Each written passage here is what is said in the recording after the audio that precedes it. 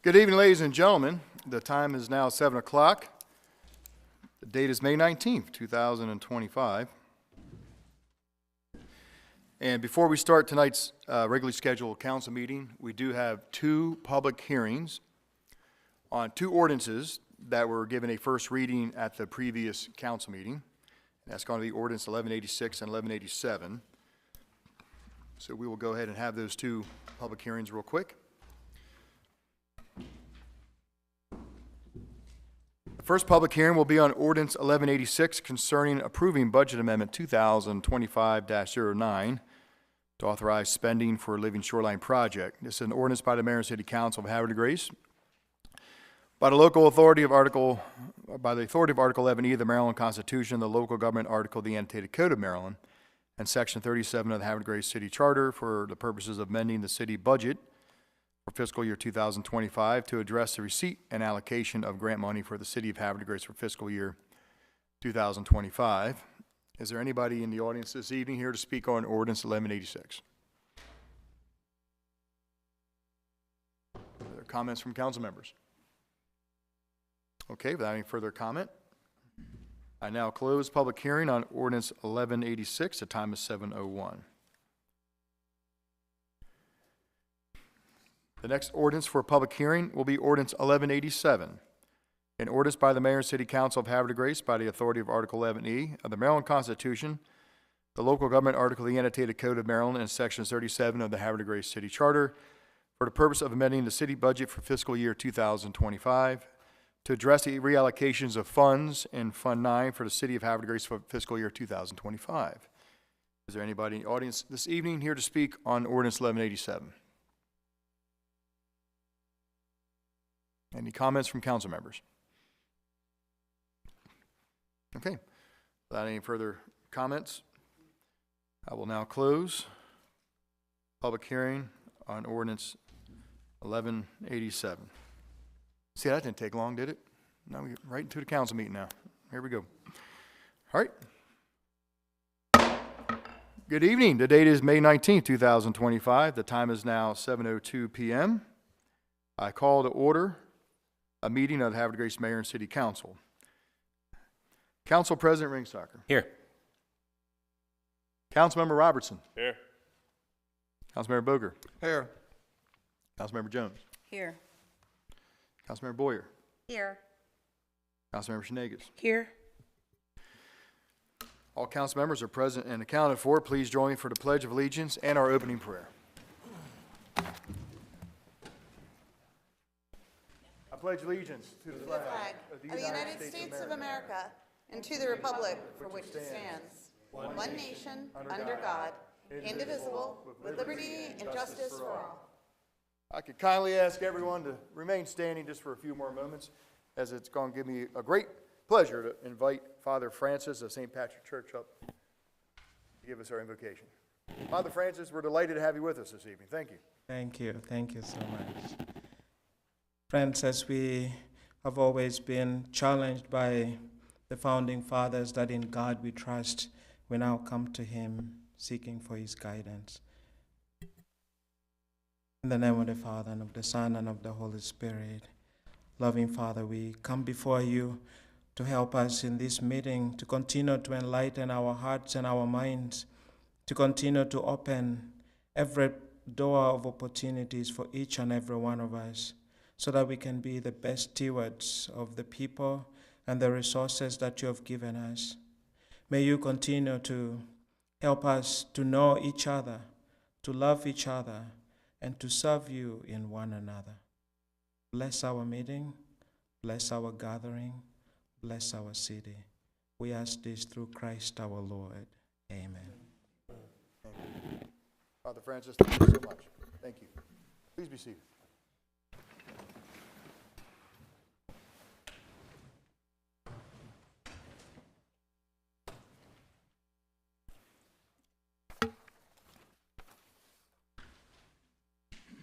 We go to, excuse me.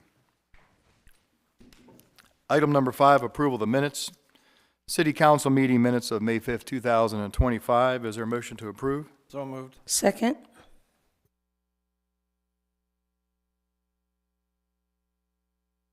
I have a motion by Councilmember Boger, seconded by Councilmember Schneegis. Questions or comments? All those in favor say aye. Aye. All opposed say nay. Motion to approve the May 5th, 2025 council meeting minutes carries 6-0 in the affirmative. Item B, City Council public hearing minutes on the tax rate and water and sewer rate ordinances of May 12, 2025. Do I have a motion to approve? Second. Motion by Councilmember Robertson, second by Councilmember Jones. Questions or comments? All those in favor say aye. Aye. All opposed say nay. City Council public hearing minutes of the tax rate and water sewer rate ordinance of May 12, 2025. Those minutes are approved, 6-0 in the affirmative. We are now going to go to item 6 on this evening's agenda, which is comments from citizens. If you wish to speak on an agenda item, now's the time to do so. If you're also here to speak on any other matter of city business, now's the time to do so. So what I usually do is if you took the time to fill out a form online, or if you filled out a form at the door, I'll call on those citizens first.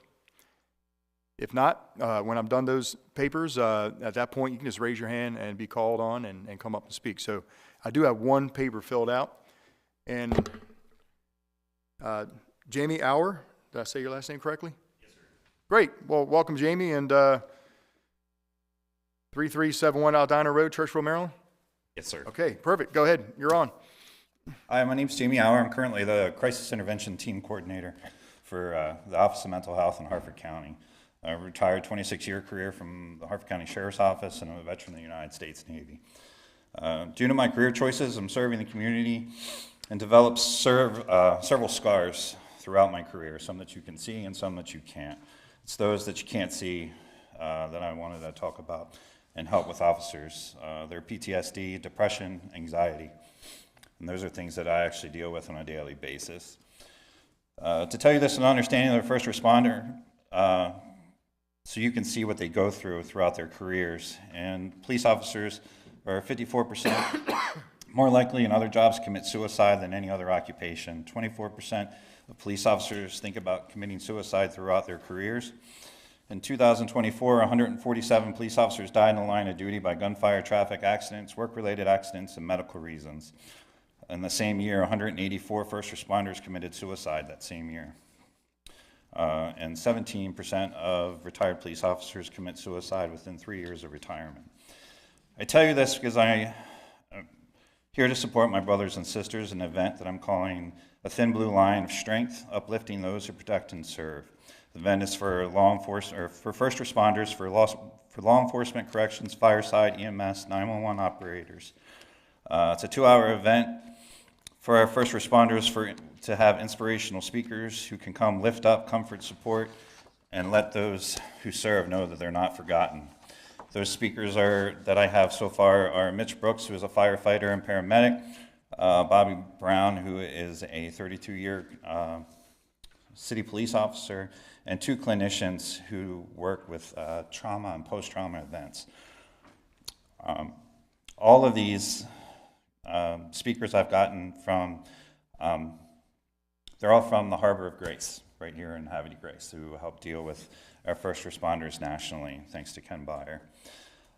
With the help of Chief Krause, what I'm asking is that I'm looking to use the Opera House to hold this event. I am a crisis intervention team coordinator, so I don't have really a budget at all. I'm kind of doing this out of the concern for my fellow brothers. So I'm looking for help from the City Council to either waive the charge of the Opera House or at least discount it into a way that myself can afford to pay for this event. I'm also looking for sponsorships and that kind of thing throughout the county as it develops. But that's where I'm at for today. That's what I'm requesting. Okay, Mr. Auer, appreciate it. Under 3 minutes. Hey. I'm afraid about that. Perfect. Awesome. That's something we're all working on here. So I have your information. Have you emailed council yet or reached out to our director of administration? No, I have not. Okay, so I do have your email. The email address you have on here is a good contact number for? Yes. Okay, I will hand this to the director of administration, and He will disseminate this to the council members, and if they can do anything for it, they'll get back to you. Perfect, thanks. Not a problem. Thank you. Thank you for your service, sir. Did you have a date in mind? Oh, I'm sorry, October 1st and 2nd is the dates that we spoke with Bambi and Barbara with. It's a Wednesday, Thursday, so it is not one of the high-end dates where it would cost more, that kind of thing. And like I said, it's about 2 hours. Got it. Thank you. But we have those dates penciled in, so they're already available. Perfect. Thank you, sir. Thank you. Okay, that was my only filled out form, so please raise your hand, be recognized if there's something you wish to talk to the council about this evening. Yes, ma'am.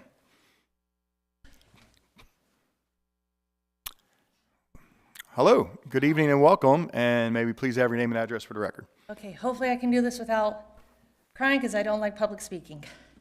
My name is Tabitha Hayes. I live at 159 Powhatan Street in Greenway Farms. Welcome. Thank you. I have a few questions regarding, the resolution 24B, the MOU for construction of emergency access road between Bully Rock and Greenway Farm. The first one is, where are you in the process of attaining ownership of that land?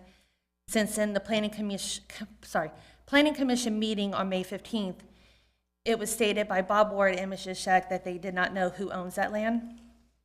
And two, if going the route of eminent domain, where are you at in the process of that? My HOA manager and legal would like to know this, as we have a vested interest in the road due to my subdivision being a one-way in and one-way out. And also found out that if you go the route of eminent domain, that road cannot be deemed for private use, that it has to be deemed for public use. And as of right now, the plans have stated that that road, our emergency access road, will have a gate and a lock on it. If it's deemed for gone through the route of eminent domain, that cannot be done that way. Okay, you had several questions there. So, Yes. well, I can handle some of them, but some of them are more legal, so I'll hand that on to the city attorney. On the first question, we're still doing the title search, so not that we don't take your word for it, but based on the public records so far, we've been trying to trace the title. It's not easy. As you know, that development has had multiple owners throughout the years. Second, on the emergency access, we were exploring options of moving it, and it was Bob Ward Homes that was the one that recommended moving it. After my understanding, even though I didn't speak directly with the fire chief, he felt that that was a preferable location because it provides a 20-foot wide road and would allow access for emergency vehicles such as fire and ambulance, which the current location does not provide for. It would just be strictly an evacuation. And as far as public purpose, the public purpose would be adequate public facilities because we need to provide adequate evacuation and emergency services. So it's not private in the sense that it's a private road. It would be a publicly used emergency access road. So in terms of it being private, I don't understand. I would have to legally research that.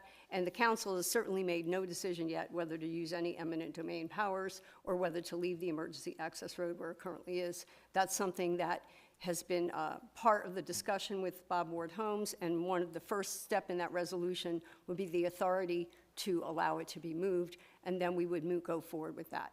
If council votes it down, then there's nothing else to discuss. But if we can move forward, then we would proceed with the next step, which would be negotiating steps with the owner of the property. Okay. Anything else? Nope. Okay, you did a good job. Thank you. We're still under public comment, item 6. Anyone else wish to address the council? Yes, sir. Good evening, welcome to the meeting. May you please have your name and address for the record. Good evening, my name is Robert Gibson. I live at 1654 Minqua Street. Welcome. I believe you all know why I'm here. We are here for the Resolution 24B, this MOU for the emergency access. I'm going to rip the Band-Aid off. We all know why Bob Ward moved and is asking to do all this. I'm asking that you guys vote no. There's 4 letters from State Highway that have indicated that the traffic light needs to be addressed. The most recent one has been sent to Mr. Goings, I think it was like a week or 2 ago. that basically is stating that State Highway has indicated that this has to happen. Someone is going to get killed at that intersection. I have 3 small children, and I'm sure everybody on that council has 3 small children as well. That intersection is a death trap. The neighborhood has been mismanaged from the beginning. There's multiple documents that have been sent to the council members, as well as Ms. Eshak and yourself, Mr. Martin, that have indicated that there was wrongdoings all the way from the beginning. There's the public works agreements that have all stated that you guys have to follow state and local state ordinances. My understanding of the way that the law works is it's the more stringent law. Like I said, I've asked that you guys vote no and require Bob Ward to fix the intersection. His mitigation efforts into the neighborhood are going to cost over $500,000. The repair for the intersection is probably $500,000 to $600,000. So why are we putting $500,000 towards a road that nobody wants and not fixing a problem that is a public issue? Other than that, that's all I have to say. Okay, thank you, sir. I think I had a hand up over here. Yes.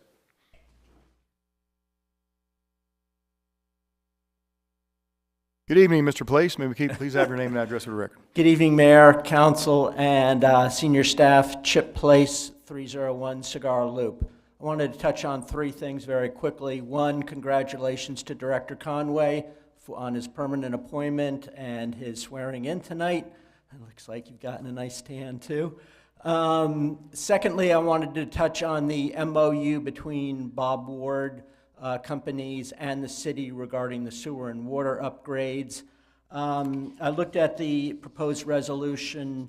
A couple of things that aren't totally clear. One is in Director Conway's adequate public facilities letter to Bob Ward regarding Lamson, he mentioned that there would be a study forthcoming in June by the city's consultants regarding the overall and very complicated water issues. I'm wondering or suggesting, would it be prudent to wait till that study comes out before signing off on this agreement, so we know the numbers are right, the dollar amounts are right, the issues are being thoroughly covered. And within the agreement too, it's not totally clear how many lots at Bully Rock are already covered by adequate public facilities versus how many lots now that this contribution from, this advance rather, from Bob Ward would cover. So I'm suggesting maybe a little bit more due diligence might be in order here. The other thing I wanted to bring up was that it was very disappointing to read in the council's agenda tonight that it might be considering rolling back some of the tree protections that are contained in our landscape sustainable ordinance. And this is just a couple of weeks after the city adopted a comprehensive plan which called for enforcement of our existing forest conservation and landscape laws and better coordination with those laws with the subdivision and site plan approval process. And to now be rolling back the protections of trees that are 6 inches and larger. And the forest conservation law does cover 30-inch specimen trees, but there's many, many trees that are going to be affected by very pending applications that are very mature and deserve that kind of protection. And I'll talk about it more when this comes up for public hearing, but I had to highlight that immediately. And those are my comments, unless anybody has any questions. All right, thank you. Thank you very much. Yes, sir. Good evening. Welcome, sir. May we please have your name and address for record? Hello, I'm David Spahn, 606 Peace Chance Drive. Welcome. I'm trying to clarify on the same resolution numbers on your minutes, number 24, that resolution with Bob Ward on the water. Well, all I'd like to clarify is it lists a whole bunch of parcels that are covered by it, okay? And it says, you know, and then later on it lists more parcels like parcel F and K and P that might potentially need a water tank and water tower and other major improvements. I'm trying to, is the $1.8 million gonna cover all these improvements? And does, by him giving you this money to borrow, is this gonna cover all these parcels that are listed all the way from F through X in Lamson property? And then he's off the hook completely, and you guys will be picking up everything else we need to support those properties? Is that what this is saying? That's my question. Thank you. Thank you.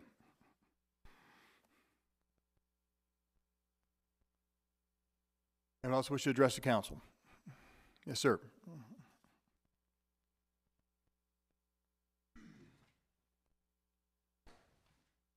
Good evening and welcome. Good evening, everybody. Jeffrey Beck. I'm at 182 Mohegan Drive, also Welcome. on Greenway Farm.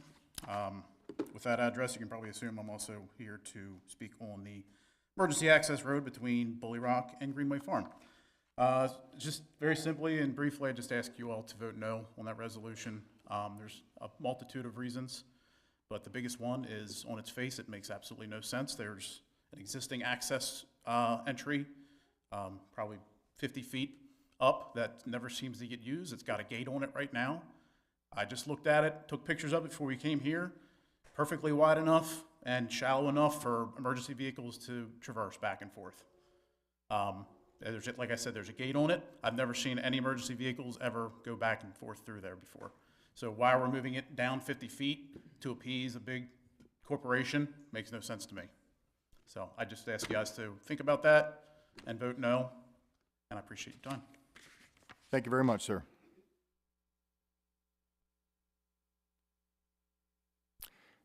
Anyone else wish to address the council? Any comments from the council members? Okay, very well. Without any further comments from the audience or the council members, we will move on to item 7. Item 7 is appointments. This evening we have no appointments. Item 8 is an oath of office, and I would like to swear at my new DPW director because you've been working for a while, but we never did the oath. So you can cash your checks once we take the oath, all right? Okay, here we go. Please join me.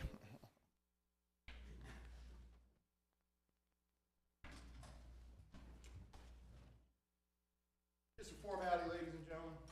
Joe was voted on a while ago, but he's never taken the oath yet. So we're going to make it modified and official. So, congratulations.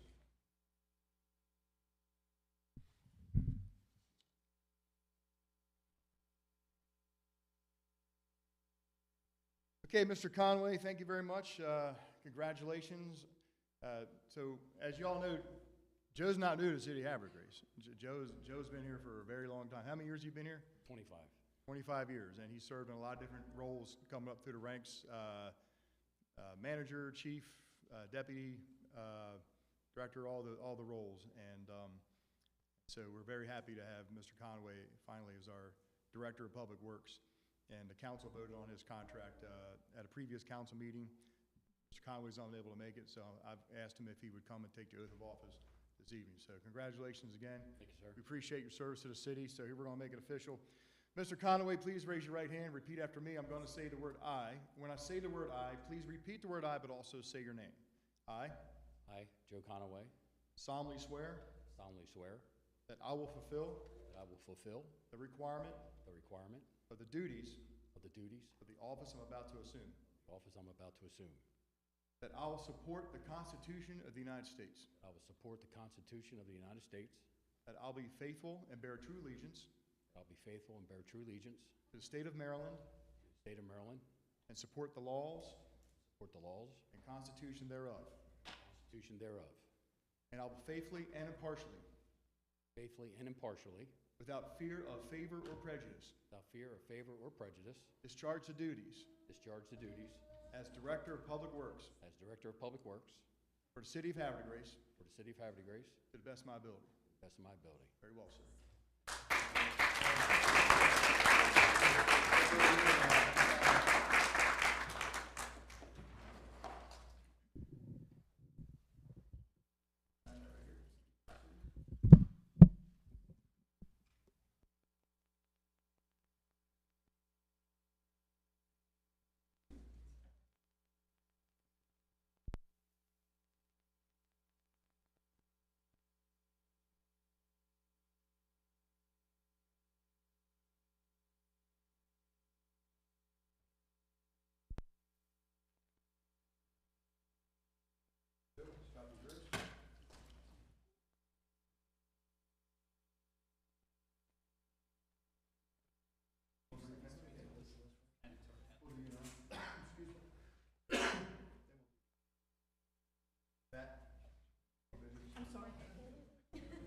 He called me over. It's his fault.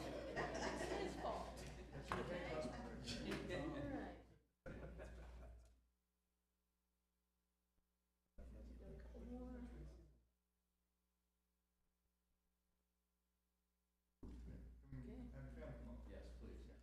Here's a picture, really, man.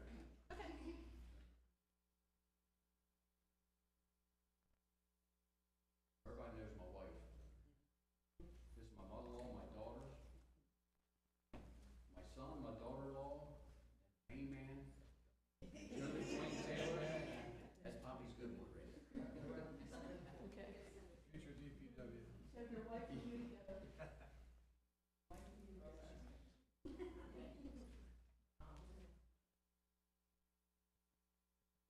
On this side, maybe some people. Do this on this side. You're gonna be on the end. The ladies go first. Okay? Get in tight, tight, tight, tight. Look at me, don't look anywhere else, because you'll be really looking stupid if you do. All right? All right.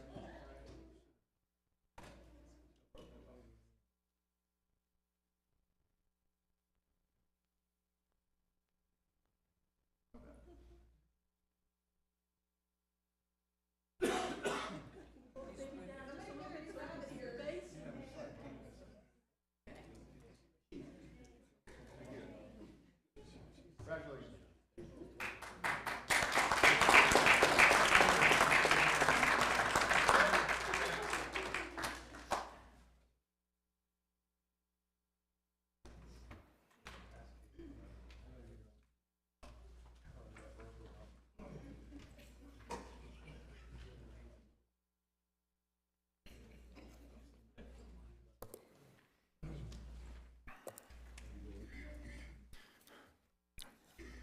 Okay, we will proceed to number 9, recognitions. This evening, we have no recognitions.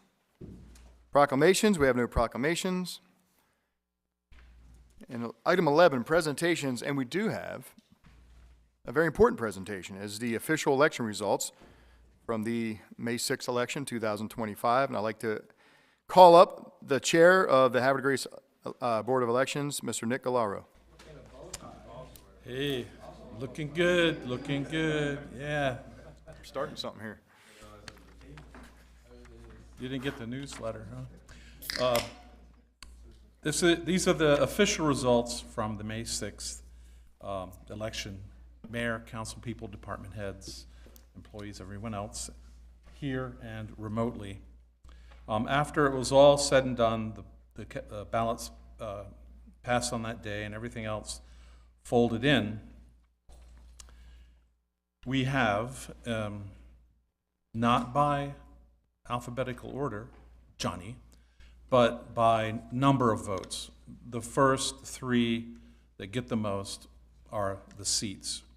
And with number 1 was Johnny Boker, 760. Number 2, Vicki Jones with 623. Number 3, Matthew Ellis. Then we go 4, David Martin, 514. Liz Clark, 505 was number 5. Number 6, George Kasnick with 344. I got lost here. 7, does that come next? Okay. Scott Karg at 246, and Victoria Miller at number 8. So once again, I'd like to thank all of the candidates for coming out. And it takes a lot to put yourselves out there. And for people who weren't elected this time, do try again. It's always another election. We do this every year. Hey, Nick, I hate to call upon you, but this is an official reading that goes in the record. I want to read those numbers back just to confirm. Sure. We have Johnny Boger at 760. Yes. Vicki Jones at 623. Yes. What was Matt Ellis? Matt Ellis was 552. 552. We have Dave Martin at 514. Yes. Liz Clark at 505. Yes. George Kasich was at 344. Yes. Scott Karg at 246. Yes. And what was Victoria Miller? 136. 136, okay. I just wanted to make sure, because I just wanted to make sure that, taking the minutes, that we had the minutes correctly. That's all, because historically in posterity, the Board of Elections usually drops the election results off their website after 10 years. So anybody doing research on this election 20 years from now would have to go back to the minutes. So that's why I just wanted to read them back, so. Understood. Thank you very much, Nick. I appreciate, you have a Also, question? Just, again, how many people total voted in person and how many absentee? you know, I don't have what they call the vax slip on me, Okay. the voter authority card. I don't know what that number is, but it's in our files. And just one other question. We had a bunch of provisionals that were deemed ineligible. Can you speak to that real quick? Sure. In the mailbag, inadvertently, the ballots became separated from the applications, so we didn't know how they matched up. However, 18 of those were considered not eligible because they weren't in the area. So there were people who signed up to be provisional voters who did not live within the jurisdiction of the city of Havre. Correct. Thank you. Surely.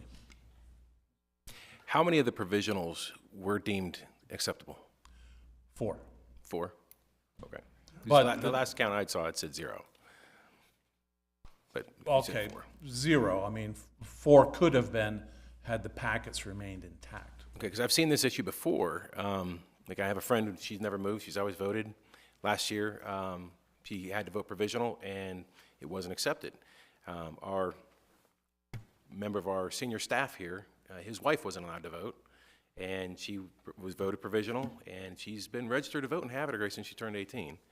It's just, I think there's some disenfranchisement of voters in Havre happening that we need to just boil down to.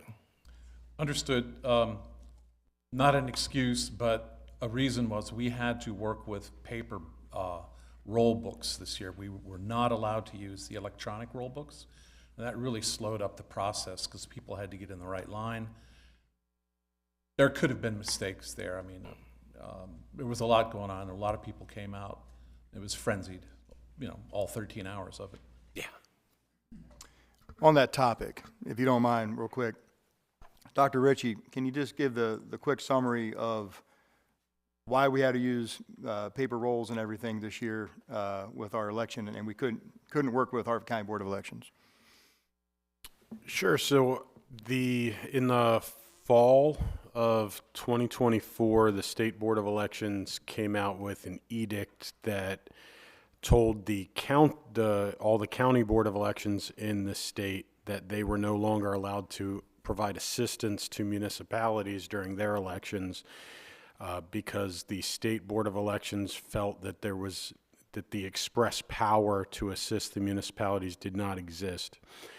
So in the last legislative session in Annapolis, there was an emergency bill that was introduced. It did take the entire time to make it through the legislative process. It ultimately was passed, but unfortunately, it was passed and then signed too late for us to have any time to enter into an MOU with Harford County Board of Elections in order for them to assist us. So we had to find a vendor that provides similar services. And so the voting equipment that we used is the exact same voting equipment. Frankly, we use Harford County's vendor, the one that they use.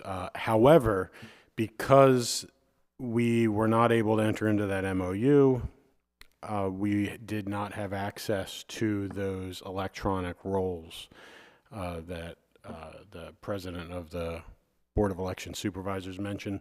So we had to use paper rolls. So that's why when you came and voted, the person that you interacted with was flipping through a binder trying to find your name and address and whatnot on there. Going forward, we will have limited assistance from Harford County. It's somewhat of a complicated piece of legislation that was passed. They're not going to be able to provide us the full level of assistance that they had always in the past, but we will be able to get some level of assistance from them. Thank you, Dr. Ritchie. I appreciate updating the citizens on the election process. And I called upon Dr. Ritchie because he was the one directly working with the Board of Election. But so we were throwing a curveball at the last minute, where for years we've enjoyed the assistance, excuse me, from Harford County Board of Elections, and they got all the electronic stuff and the electronic receipts and things like that. So we know that on Election Day, we were very happy to see almost 1,400 people come out and vote. To those people who came out and vote, we apologize. Sometimes there was a long line while our volunteers were going through the binders. We couldn't just jump in and help them because you actually have to be on the Board of Elections to be touching those rolls. So it's like, but I also wanted to say to that point, thank you, Nick, and everyone on, all the volunteers on the board, Havre Grace Board of Elections, for doing a stellar job. I mean, these folks were at it from 7 in the morning till 8 at night with barely a break. There was never a gap when they could just relax for a minute. So we're very grateful. Now that we know how this is going to happen in the future, that's not going to deter the city of Havre de Grace from having their tradition of an election every year, since we've had it since 1878. But we're going to have more help, and we're going to get it a lot more streamlined. So everyone that had to wait in line this year, it's going to be faster next year. So again, Nick, thank you for chairing this commission. Thank you for your report tonight. We appreciate everything you and the members of the commission. Thank you. I'd like to call out our team, who are very good. They work together very nicely, and we can think of ways to streamline this so we can avoid this situation in the future. Absolutely. We're all ears for suggestions. All right. So thank you, sir. Thank you.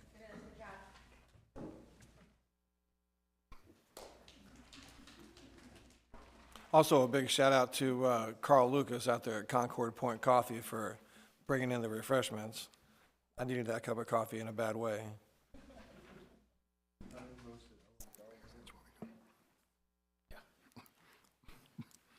Okay, we're going to go to resolutions, and this evening we have no resolutions on this part of the agenda. Excuse me.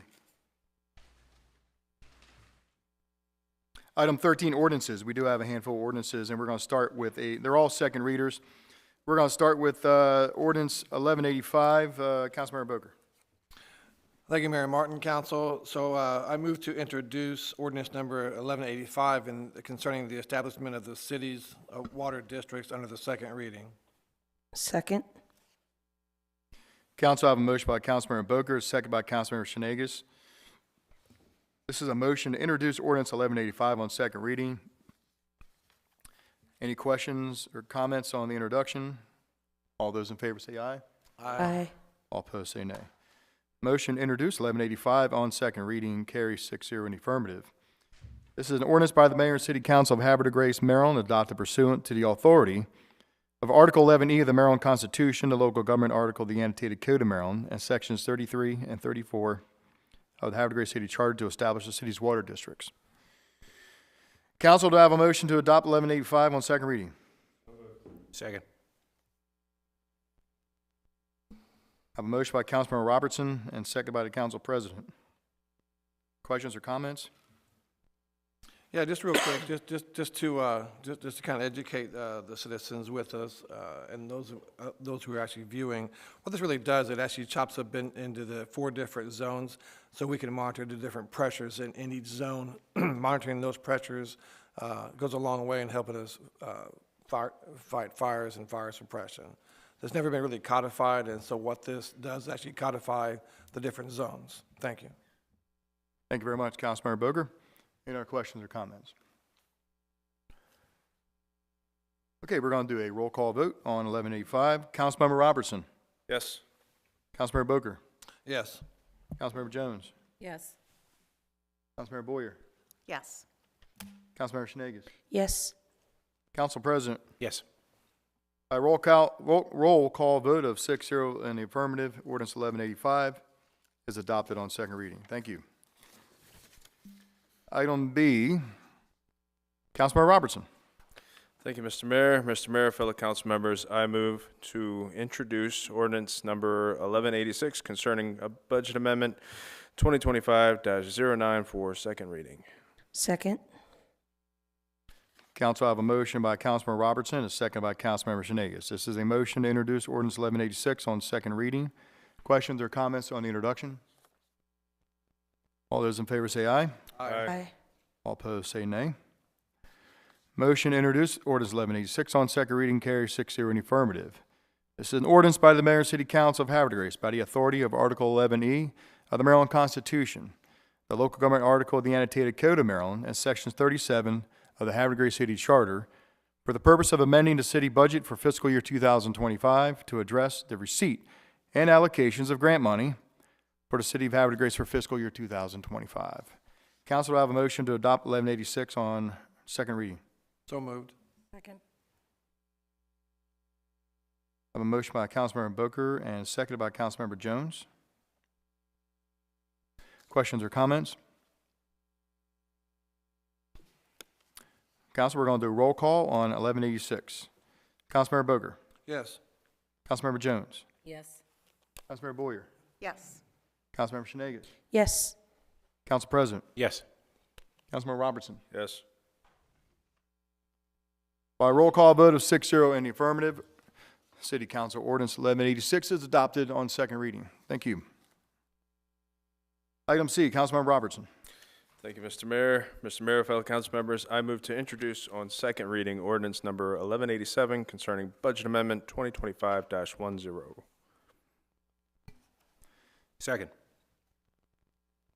Council, I have a motion by Councilmember Robertson and second by the Council President. This is a motion to introduce Ordinance 1187 on second reading. Questions or comments on the introduction? All those in favor say aye. Aye. All opposed say nay. Motion to introduce 1187 on second reading carries 6-0 in the affirmative. Ordinance 1187 is an ordinance by the Mayor and City Council of Havre de Grace by the authority of Article 11E of the Maryland Constitution, the local government article of the annotated Code of Maryland, and Sections 37 of Havre de Grace City Charter for the purpose of amending the city budget for fiscal year 2025 to address the reallocations of funds in Fund 9 for the City of Havre de Grace for fiscal year 2025. Council to have a motion to adopt and approve 1187 on second reading. So moved. Second. A motion by Councilmember Jones, second by the Council President. Questions or comments? Council, we're going to do a roll call vote. Councilmember Jones? Yes. Councilmember Boyer? Yes. Councilmember Shenanigans? Yes. Council President? Yes. Councilmember Robertson? Yes. Councilmember Booker? Yes. By roll call vote of 6-0 in the affirmative, City Council Ordinance 1187 is adopted on second reading. Item D, Councilmember Robertson. Thank you, Mr. Mayor. Mr. Mayor, fellow council members, I move to introduce on second reading ordinance number 1188 concerning establishing the city's tax rate for FY 2026. Council, I have a motion by Councilmember Robertson. Do I have a second? Second. Second by Councilmember Boyer. This is a motion to introduce ordinance 1188, establishing the city's tax rate for fiscal year 2026. Questions or comments on the introduction? All those in favor say aye. Aye. All opposed say nay. Motion to introduce 1188 on second reading carries 6-0 in the affirmative. This is an ordinance by the Mayor and City Council of Havre de Grace, Maryland, pursuant to the authority provided by the annotated Code of Maryland, Tax Property Article Title 6, and the Local Government Article of the annotated Code of Maryland, fixing the tax rate for the fiscal year July 1, 2025 to June 30, 2026 on each $100 of assessable real property, personal property, and providing an additional special tax levied within the critical area special taxing district and setting the service charge for the semi-annual property tax payment option. Council, to have a motion to adopt 1188 on second reading. So moved. Second. A motion by Councilmember Booker, seconded by Councilmember Boyer. Questions or comments? Okay, we're going to do a roll call vote. Mayor, before we get started on that, I just want to make sure there's a correction made on the semi-charge, annual charge. Send that email in regards to page 2. I can fill that. It may have been corrected, but I just want to make sure. So on page 2 of the row 54, where it states the semi-annual property tax payment option at 1 and 3,800% should read 14700%, 1.47. That should correspond with page 3, which states still 1.47%. So that 1.38 was last year's service charge. Do you see it? No, I'm trying to bring it up now. Council, do you see this? I don't have my page matching up to this. Yeah. I believe he's on line 86. Right. There you go. So line 86, the 1.47% is correct. If you go to the preceding page, Property tax. line 54, that was last year's, so that needs to be corrected to say 1.47%. Mr. Mayor, I make a motion to accept the changes, I guess, as friendly amendment. Council President has suggested a friendly amendment to adjust this according to Mr. Abdi's suggestion. Is there any objection to a friendly amendment? No objections. Okay. There is no change to the tax rate. No change to the tax rate. It's normally when there's a semi-annual payments for property tax, we do charge a service charge for it, which is corresponding to the interest-bearing account we have for money market account. So we charge for those fees. Last year was 1.38%. This year it went up. As you all know, that the interest rates have gone up of late. So it did increase to 1.47%. Okay, gotcha. I got you. So what is it? Everybody cool? Tracking. Everybody good? Okay. Absolutely. Friendly amendment taken. Good catch, Director. Thank you, sir. Thank you. Yeah, Yes, it's not law. And before we do the roll call vote, just for the viewing audience at home, the tax rate has been the same for the last 9 years, 56.5 cents. So tax rate's not changing. Now, your tax payment might be going up because your home might be worth more money, but at the end of the day, that's a good thing. First world problems. Right. But the tax rate's the same. Okay, so without any further questions, we're going to do a roll call vote and establish this tax rate. Councilmember Boyer. Yes. Councilmember Shanegas. Yes. Council President. Yes. Councilmember Robertson. Yes. Councilmember Boker. Yes. Councilmember Jones. Yes. By roll call vote of 6-0 in the affirmative, City Council Ordinance 1188 is adopted on second reading.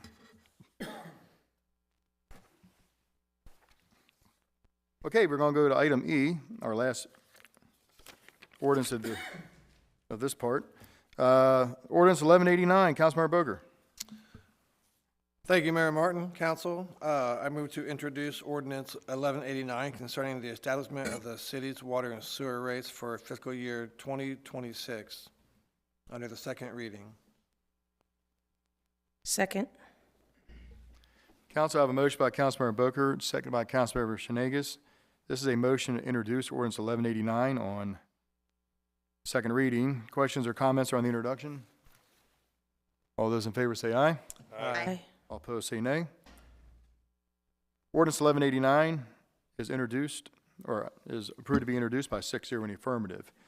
This is an ordinance by the Mayor and City Council of Havre de Grace, Maryland, adopted pursuant to the authority of Article 11E of the Maryland Constitution, the local government article of the Annotated Code of Maryland, sections 33, 34 of the Havre de Grace City Charter, City Code Chapter 196, and Exhibit A, thereto establishing the city water and sewer rates and service participation fees for the users of the city water and sewer system. Council to have a motion to adopt ordinance 1189 on second reading. So moved. Second. I have a motion by Councilmember Robertson, seconded by the Council President. Questions or comments? Councilmember Boker?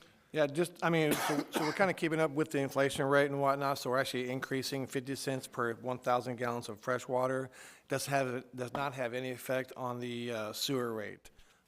So that's, just for your edification, that's 50 cents on the 1,000 gallon. And that, when I say fiscal year 2026, I'm talking about 1 July. Thank you. Thank you very much, Councilmember Booger. Any other questions or comments? Roll call vote on 1189. Councilmember Shenegis.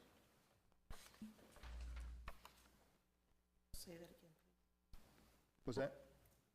Roll call vote for you. Roll call vote. Yes or no? Or maybe? Yes. Okay, yes. It's my fault, Bill. I'm distracting her. Send her the text messages. Thank you, Councilman Shenegis, appreciate that. For a minute there, I don't think we're having water. Okay. Good looking at it. Council President Ringsacker. Wait, we can vote maybe? Yes. Councilmember Robertson. Yes. Councilmember Booger. Yes. Councilmember Jones. Yes. Councilmember Boyer. Yes. Had me nervous there for a minute. By a roll call vote of 6 in the affirmative with no maybes, City Council Ordinance 1189 concerning establishing the city's water and sewer rates for fiscal year 2026 is adopted on second reading. Thank you, Council. We're going to go to item 14. We have a little bit of old business, and we always throw our old business to Dr. Ritchie. Thank you, Mayor, Council. So the sponsors for the Al Nas and Community Organization NCHI Wellness Day and Health Fair on June 7th, they've requested a minor amendment, but it does require some no parking, so that's why it needs to come back in front of City Council. They would like University of Maryland Medical System to bring their mobile RV that does like health assessments and those kind of things to that event. But they would need some no parking signs kind of near the crosswalk that is in front of the World War I Memorial at Tidings Park. So that's what they're requesting, is just enough no parking there so that that RV can be parked on the side. Thank you. Thank you very much, Dr. Ritchie. Councilor, I'm sorry. I have a comment or concern about this. Do you want it now or you want to wait for? I was going to ask for a motion, and if it gets a motion in a second, it'll be under the question, then you can ask the question, sure. Do we have a motion to approve this request? Moved. A motion by the Council President. Oh, yes. Second by Councilmember Booker. Questions or comments? So my concern is the location of it. This particular location is right near where the entrance is, and there's a lot of people who use the crosswalk there. By putting this extremely large van in that location, you won't be able to see people before they are already in the roadway at the crosswalk. I'm not opposed to making room for this van. I just want to make sure that it's done in such a way that there's adequate visibility for people before they step off the sidewalk into the road. And that this is a location where we have a lot of, especially a lot of people and children running out, and we also have the trolley, et cetera. There's a lot of action that happens during the weekends there at that crosswalk. So again, I'm absolutely in favor of having the van there. It's just the placement of it. I would like to make sure that there's adequate visibility of pedestrians before they step off the sidewalk. That's it. Council President. Looking at the picture, it looks like it's about 2.5 parking spots, maybe 3. Dr. Ritchie, do you have more information? I do not have any more than what's in front of you in your agenda packet. Yeah, I think there's handicap parking spaces right there. Yeah, I mean, the council could certainly restrict where the no parking is. You could, direct Public Works to place the no parking X number of feet, kind of away from the crosswalk, if you would like. It's at your discretion. I'm perfectly happy with Public Works. You guys and police know exactly the best way of doing it. Just want to express my concern of where it's located so that you're aware of it when you make the, when you put out the no parking stop. That's it. Good on that, Joe? Thank So you. You didn't want to make an amendment or anything? I don't think it's necessary. I just want to voice it so that so we think about it before those signs are placed. That's it. Thank you, Councilmember Boyer. Any other questions or comments? Just for clarification, so the van's going to go where DPW deems is appropriate, correct? Not where the event sponsor is necessarily requesting it go? Yes. Is that what I'm hearing? Okay. Any other questions or comments? Okay, we have a motion by the Council President, second by Councilmember Booker. All those in favor say aye. Aye. All opposed say nay. The amendment carries 6-0 in the affirmative. Thank you, Council. Okay, we're going to go to item 15, business from the council. Councilmember Robertson. Thank you, Mr. Mayor. Mr. Mayor, fellow council members, city staff, ladies and gentlemen here and at home. No comments. No, I'm just kidding. Couple things. Number one, big shout out to Kelly Boyce and Tamara Rush and all the folks that supported the Roper Romp 2 weeks ago. It was just a group of citizens that wanted to put on something to draw people into town and funnel them into local businesses, and it was a huge success, and it just happened to coincide with the Mother's Day market, which just added to their total numbers downtown for the downtown businesses. So that was big. Funds raised for that went to the American Legion Building Fund, so we're very thankful for that support. Again, just local citizens getting together and wanting to do something great downtown. Also, mark your calendars for May 26th, that's Memorial Day. There will be ceremonies at Angel Hill at 09, and then wreath laying ceremony at 1100 at Tidings Park. Chief, I don't know if we've corresponded on that, but are you tracking? Yep. All right. And lastly, this is my last council meeting officially. 8 years, 4 terms, flew by like that. You know, and I've sat reflecting over the last couple months over my time here, and you know, it really does fly by. I mean, it seems like, and Mayor, you said this when I first got on, like your first term, it's a steep learning curve. So Matt, you got your work cut out for you coming up here, but you know, just learning the processes, learning the people, learning, you know, how to make changes and how to do it a way that's effective, and then how to do it a way that makes a lot of noise but isn't as effective. So, you know, looking back, there are a lot of things that I really wish I could have done, a lot more things that, you know, I really want to do. I've had like a lot of ideas in the last 6 months or so, even though I'd already planned not to run again, that I'm like, man, I really want to push for that. But it does take energy and it takes time, and, you know, those are just 2 things that as I'm pushing 40 are a little harder to come by. So I want to thank my wife for stepping up and helping me with this endeavor almost a decade ago. I mean, 9 years ago, we ran our first campaign, and then I joined the commissions and ran in 2017 again and was successful there. But, you know, we had a little kid, and that's now a much bigger kid, you know, so that took a lot of time and effort. My friends up here on the dais, Jeff, we haven't really worked together at all, but you seem like a great dude, and thank you for coming to Havre de Grace. You know, somehow we attracted talent out of Howard County, and this guy's been in Savannah, Georgia, and Ellicott City, and a lot of interesting places, a lot of good places. So I have no doubt that you're going to do well here, man. Thank you for making Havre de Grace part of your career journey. Bridget, served with you on and off because you were like kind of assisting economic development, then you were like a contractor for a while, then you came back as a director. And when I heard that you were planning to come back here, it was just, I was delighted because, you know, I really think the world of you, and I think that you really have Havre de Grace in your heart. So thank you for all you do. Abdul, again, another guy from Howard County too, right? No, you're Western Baltimore. No, Howard County. Yeah, Howard County. Yeah, I don't know what's going on down there, but I appreciate you guys coming up here. Another talented individual. We've only got to work together with you in the front seat for like the last few months, but Ewan as the second in command for the last, 2 years now? Yeah, 1.5 years.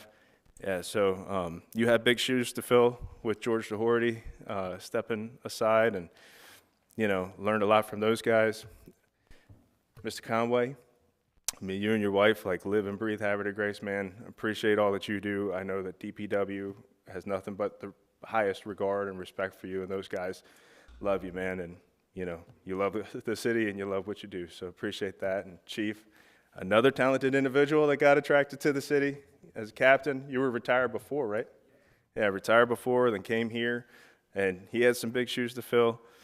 Adam, you started as an intern years ago, and then you were the minister of propaganda for a while, and now, now I think you do a little bit of everything. You do some policy stuff, and you do some legislative stuff, and then admin stuff. So it's been a thrill to watch you grow and develop a family and all those great things. And Dr. Ritchie, the HR guru. I didn't think that we'd find anyone to replace you, and we did. But you stepped into that front seat, back seat role with Steve, and I watched you grow and develop in your position as Director of Administration. And, I'm really thrilled that you're still here and calling Havre de Grace home. That lady over there. You guys don't know this, but sometimes we hang out after the meetings and have a little drink. And at the beginning, April would hang around for a little while with us and have her wine, and we get in political debates, which was always kind of fun to me. Because, I'm arguing with a lawyer, right? Yeah, she does that professionally, but, it was always fun. Iron sharpens iron. I'm going to miss you. I'm going to miss your friendship and, your leadership and your guidance. And Casey, we've been in these battles forever. I'm just going through the whole list, so y'all will just have to bear with me, all right? It's my time. I don't have 3 minutes. Casey, I mean, you took an appointment on here after being a Havre de Grace Warrior mom, and I watched your daughter, who used to babysit my son, grow up and go to college, and, that's amazing. You always ask questions. Some questions, I kind of roll my eyes a little bit, but some questions are really thoughtful and interesting and from a good perspective, so I appreciate all you do. And Tammy, you're always just a delight, Tammy. I appreciate everything you do, and I appreciate you being here and being a Havre de Grace cheerleader and Team Havre de Grace. Speaking of Team Havre de Grace, this guy announces football games and coached and huge Shriner, loves his kids to death, loves kids in general to death with the Scouts and with all that you do outside of council, and then watching you take on the role of council president, which you did not want to do at the beginning, but develop better processes and stuff to keep everybody engaged and informed, I think was a good thing. So I really appreciate your leadership, Jimmy, and your friendship. I appreciate your friendship, sir. And Johnny and I, we ran together. My first time running was his second time running in 2016. He ran in 2015 and then in 2016. And we developed a friendship out of that we haven't grown out of. Johnny's been behind me, support me when I ran again and got on, and supporting us at the Legion as the vice commander there for a while, and supporting the Masons outside of here. Let's see, let's go down the list. The Downtown Alliance, right? Main Street. You've with the Cat Club, what has Johnny not been involved in this town? But more than that, he's been a great friend to me outside of here. And watching Johnny when he did get on city council in 2023 when he ran again, like I said, there's a learning curve. And, you should take a little bit of time to, learn everything around you. And Johnny was like, no, we ain't got time for that, homie. So he got in and jumped in with both feet. And, I respected that. So thank you, Johnny. Thank you for all you've done. Thank you, brother. And Vicky? Yeah, Vicky. I did not know Vicky when she first ran in 2023, and we've had this talk. I did not support her, when she ran, and I thought that she was doing it for the wrong reasons, and she got on here and she proved me wrong. I found her a very objective voice someone that reads and does well and thinks about things and considers the citizens and talks to the citizens before she gets up here. So I was very confident in supporting you in your reelection bid this year, and I'm grateful that you got on. I think Havre de Grace citizens made a good choice. So thank you, Vicki. And Mr. Mayor, I think that's all I got to say. No. We've had our fun, man.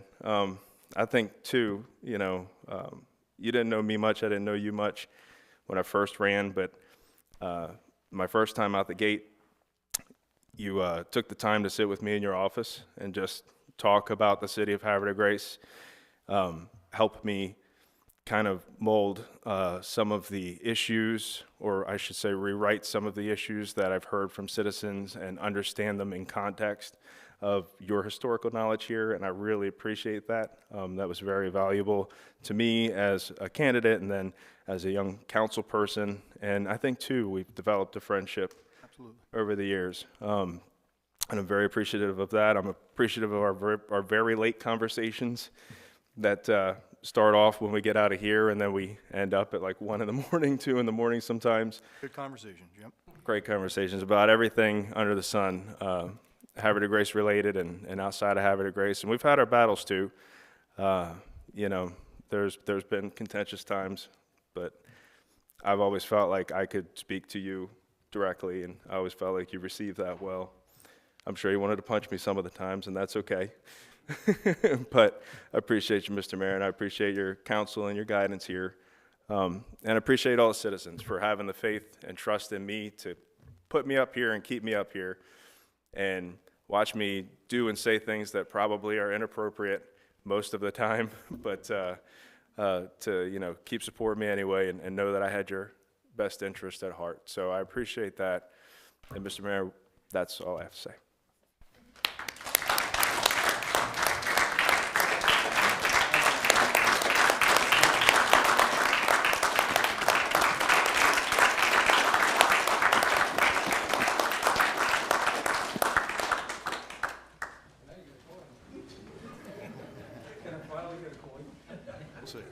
Meet me in my office after this. Thank you very much, Councilmember Robertson, for the comments. I know everybody appreciates them. And thank you for your service. And we're going to go to, because your night's not over yet, I got something for you, so don't forget. But anyway, we're going to go to Councilmember Booker. Hey, so thank you, Mayor, Council, Directors, citizens with us, those at home. I'm going to yield my time to go ahead and expedite the procedure and the proceedings. So I'm going to yield my time. Thank you very much, Councilmember Booker. Good evening, Councilmember Jones. Good evening, Mayor, Council, citizens at home, and citizens in the audience. I am going to yield my time as well, but I do want to say a happy 22nd birthday to my nephew, Maxwell. Happy birthday. Thank you very much. Thank you very much, Councilmember Jones. Good evening, Councilmember Boyer. I just want to say thank you very much, Jason, for giving of your time and your knowledge and your perspective. You've elevated us all because of your background and what you've been able to bring into the situation and help us understand things and see things from different perspectives. I truly appreciate it. And one of my favorite quotes is, "To know is not enough," and you're the epitome of that. It wasn't enough for you just to know. You got involved, and that is probably the highest achievement, so thank you. Thank you, Councilmember Boyer.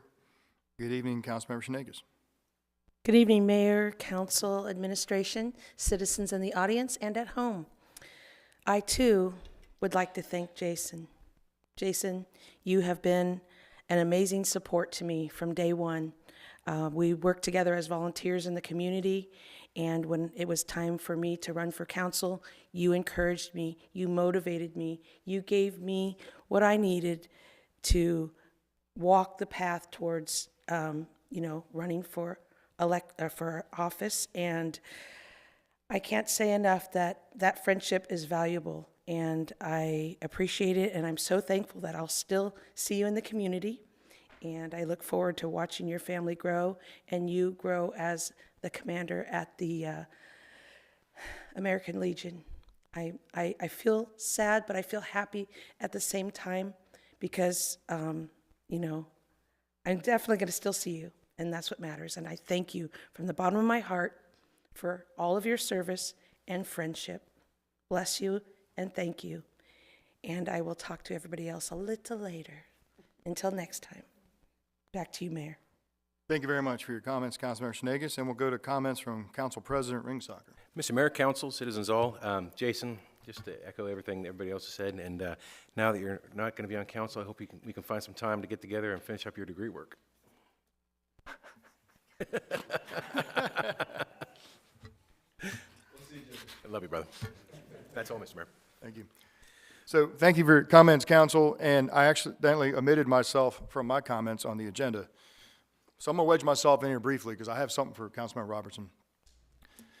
But you know, when you ask, if you ask somebody, what does it mean to serve on the council? And you know, the word serve is a very big word. It encompasses a lot of things.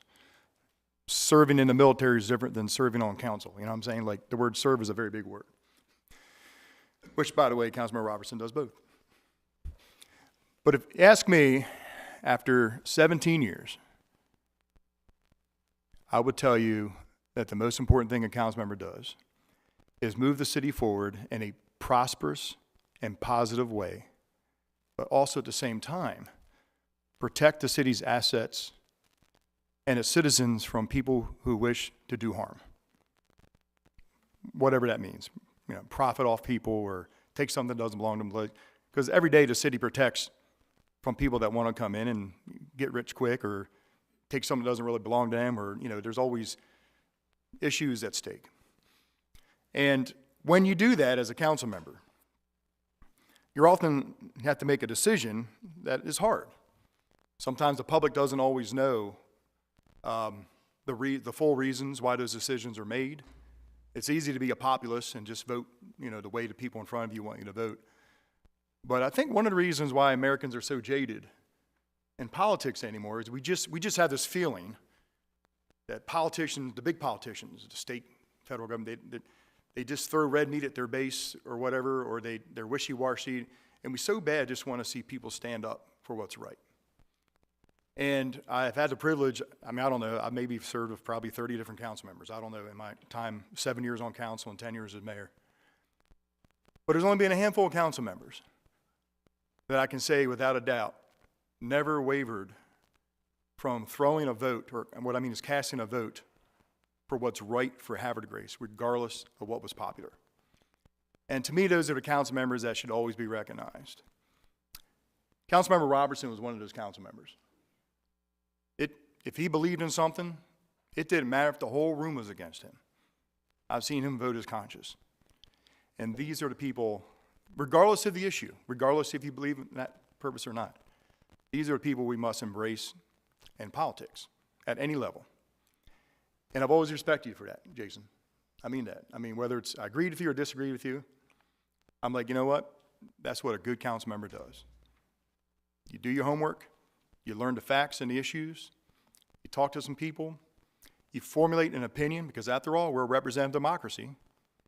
6 people representing 15,000. And you make your best judgment and you cast that vote. And I've respected Councilmember Robertson for a long time for that. I mean that. And those are the people we have to remember. So it's been an honor and privilege to serve with you. And I know we'll be in touch. I wish you all the best at the Legion and all the endeavors. I know whatever you touch, you're going to make it great. You know, happy that you get to spend time with your wonderful family and your son. And with that said, could you please join me down in the well with your fellow council members so I can give you a little something of our appreciation.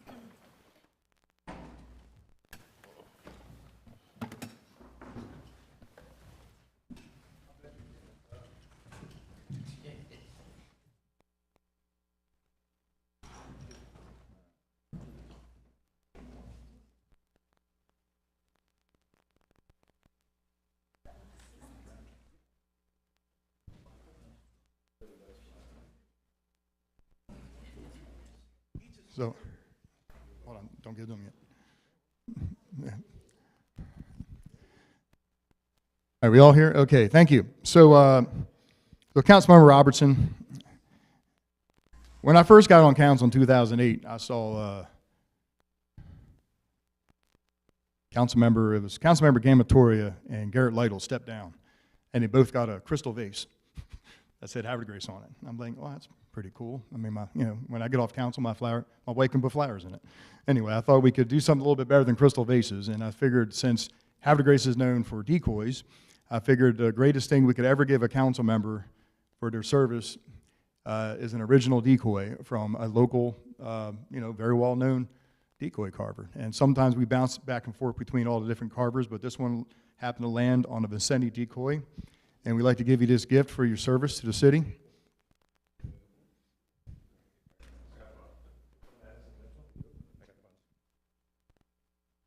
It's a 1922 Madison Mitchell. I'm kidding. Why did my taxes go up, man? Yeah, absolutely. Well, we wanted to be a duck you could recognize, so we picked out a mallard.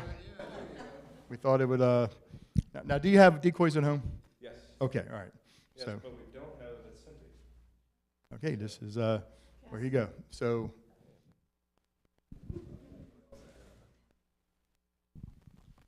when Councilmember Robertson leaves the council, the average height of council will go down a little bit.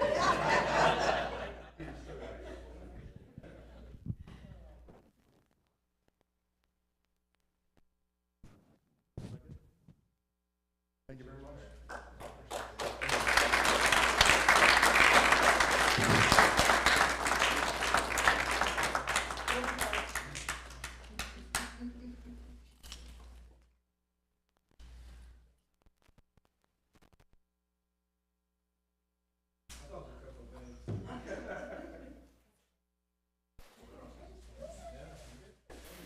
You guys don't know this, but I only serve so I can get it done.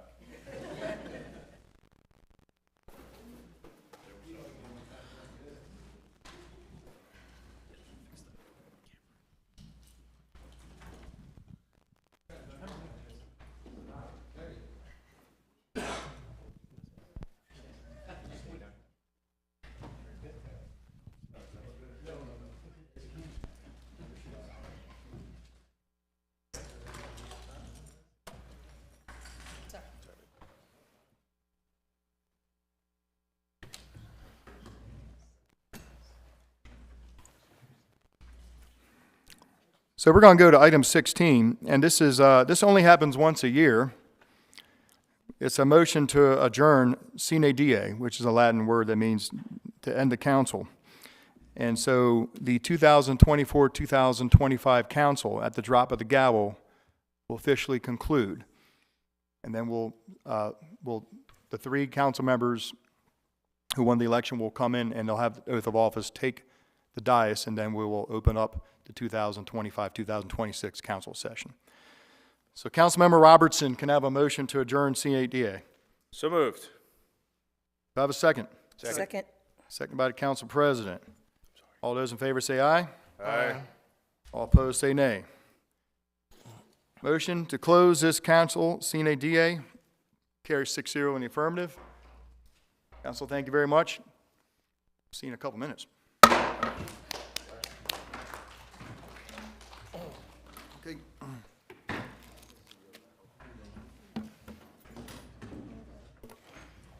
You going to stay down there or are you going to? What's that?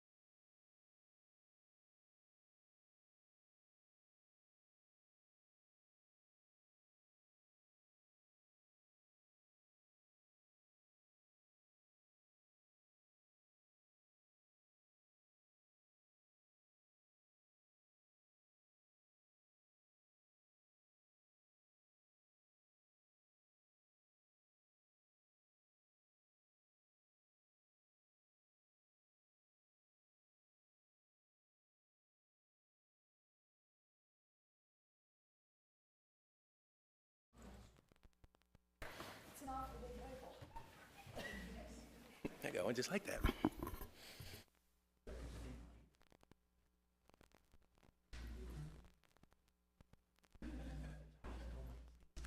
I've done this a couple times, right? Yeah, you've done it a couple times. All right, raise your right hand. After I say aye, say your name.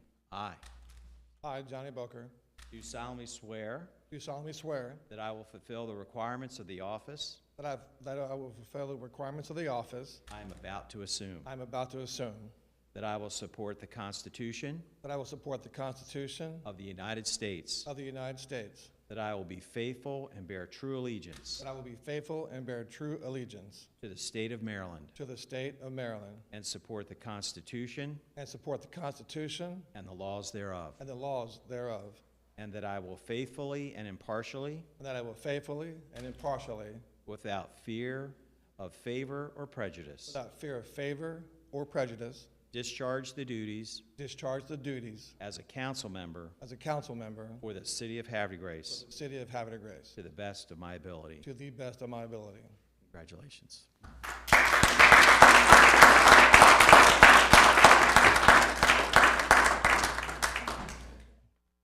Oh, yeah. I'll hold that for you. If we're gonna get a picture, let's get in front of the microphone. It's not- Yes, ma'am. Or to the side. Something to the side. I'll pop in and get one together. Oh, okay.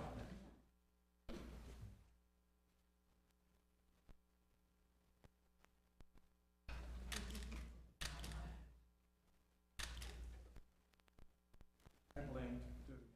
I blinked. You don't see the flash. She'll yell at me. Okay, ready? You don't know, Pat, she will yell at me. Sure, absolutely.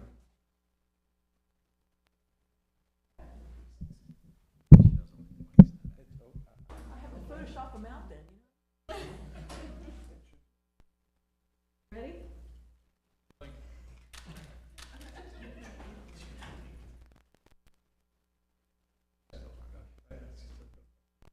Action shot.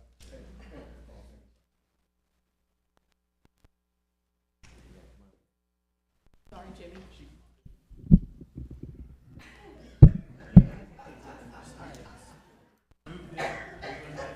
Okay, I'll move them next time.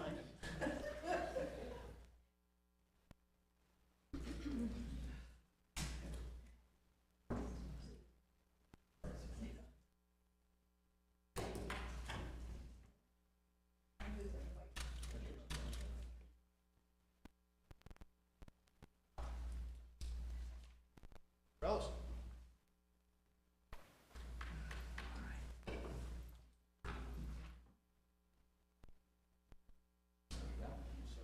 Say aye, and then, want to bring anyone up with you? Have someone with you? You can go. I think she's taking a video. Oh, okay. They're telling her to come up. Oh, this feels weird. Somebody has to hold the Bible, right? Oh, sorry. Sorry, Fred. All right, you ready? After I say aye, state your name. I Matthew Ellis, do solemnly swear do solemnly swear that I will fulfill that I will fulfill the requirements of the office the requirements of the office I'm about to assume, I'm about to assume, that I will support the Constitution that I will support the Constitution of the United States, of the United States, that I will be faithful that I will be faithful, and bear true allegiance bear true allegiance to the state of Maryland, to the state of Maryland, and support the Constitution and support the Constitution and laws thereof, and laws thereof, and that I will faithfully and that I will faithfully and impartially, and impartially, without fear of favor or prejudice, without fear of favor or prejudice, discharge the duties discharge the duties as a council member as a council member for the city of Havre de Grace for the city of Havre de Grace to the best of my ability. to the best of my abilities. Congratulations.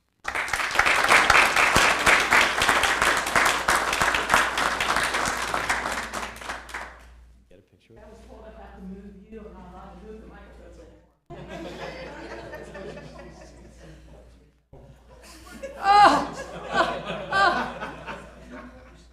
All right. I'm gonna take several, okay?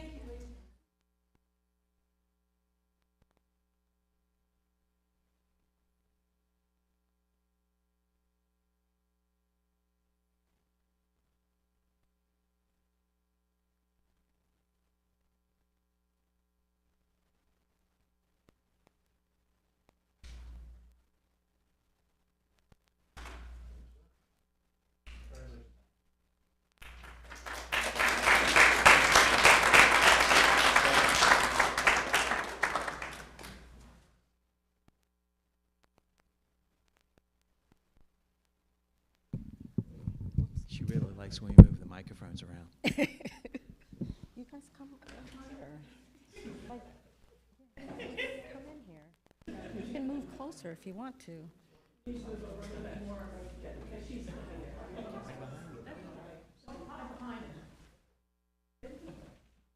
That'll go like that.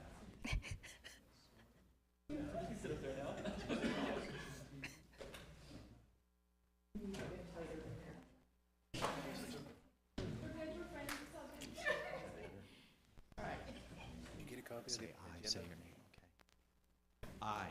I, Vicki Jones, Do solemnly swear do solemnly swear that I will fulfill that I will fulfill the requirement of the office the requirement of the office I am about to assume, I'm about to assume, that I will support the Constitution that I will support the Constitution of the United States, of the United States, that I will be faithful that I will be faithful and bear true allegiance and bear true allegiance to the state of Maryland, to the state of Maryland, and support the Constitution and support the Constitution and laws thereof, and laws thereof, and that I will faithfully and that I will faithfully and impartially, and impartially, without fear of favor or prejudice, without fear of favor or prejudice, discharge the duties discharge the duties as a council member as a council member for the city of Havre de Grace for the city of Havre de to Grace the best of my ability. to the best of my ability. Congratulations.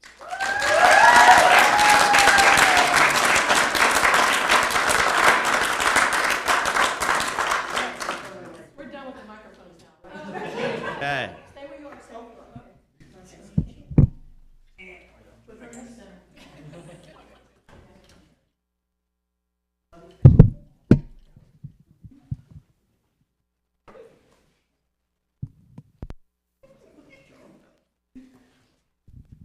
Look at me, don't look anywhere else.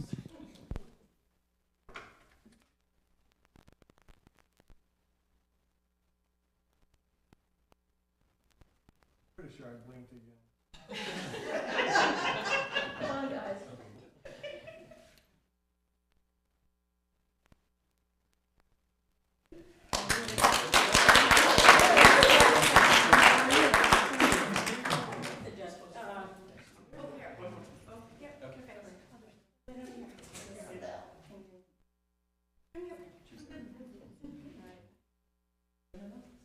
No, you're good, you're good, just, no, just stand up tall, okay?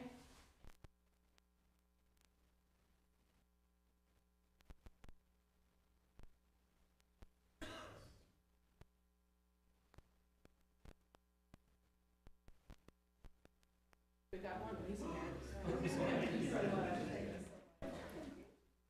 Oh, this one.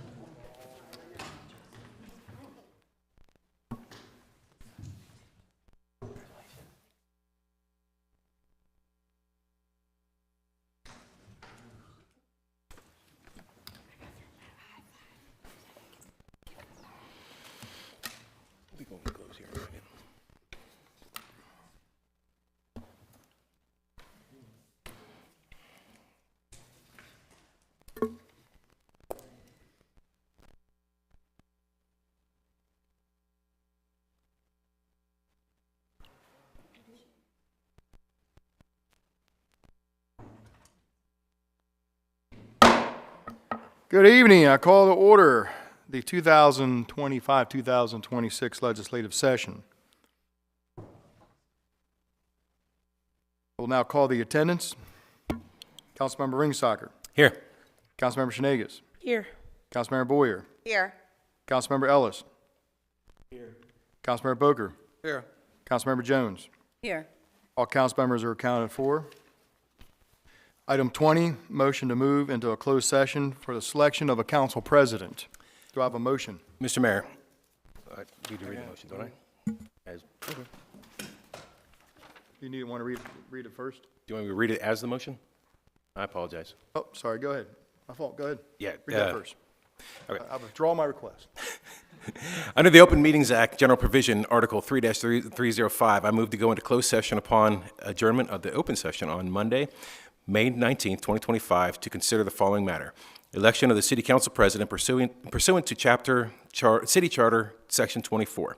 This meeting will be closed under General Provisions, Article Section 3-305B1, to discuss the appointment, employment, assignment, promotion, discipline, demotion, compensation, removal, resignation, or performance evaluation of appointees, employees, or officials over whom this public body has jurisdiction.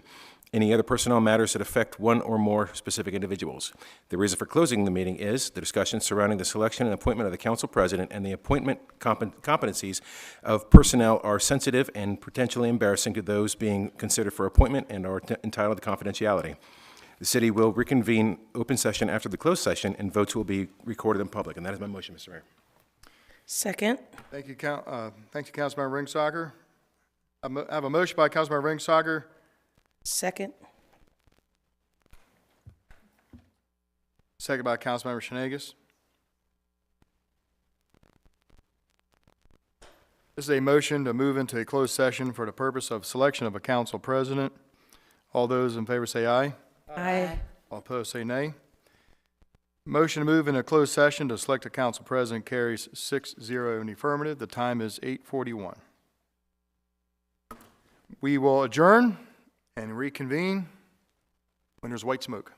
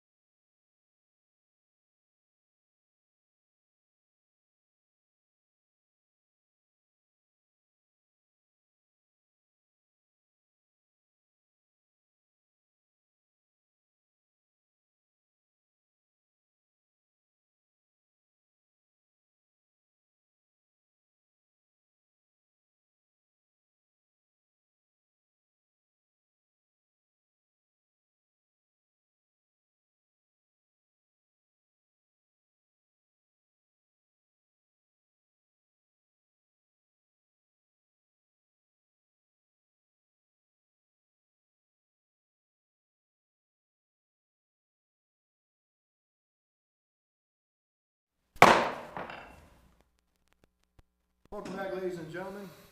Welcome back, ladies and gentlemen. This is the continuation of the May 19th council meeting. We were in a adjournment as the council went in a closed session to select a council president. But before we get to that motion, we will reconvene and have the roll call first. Councilmember Ringstocker. Present. Present here, yes. Councilmember Shenagus. I was trying to Here. follow along at home. Councilmember Boyer. Here. Councilmember Ellis. Present. Councilmember Boger. Here. Councilmember Jones. Here. Thank you very much.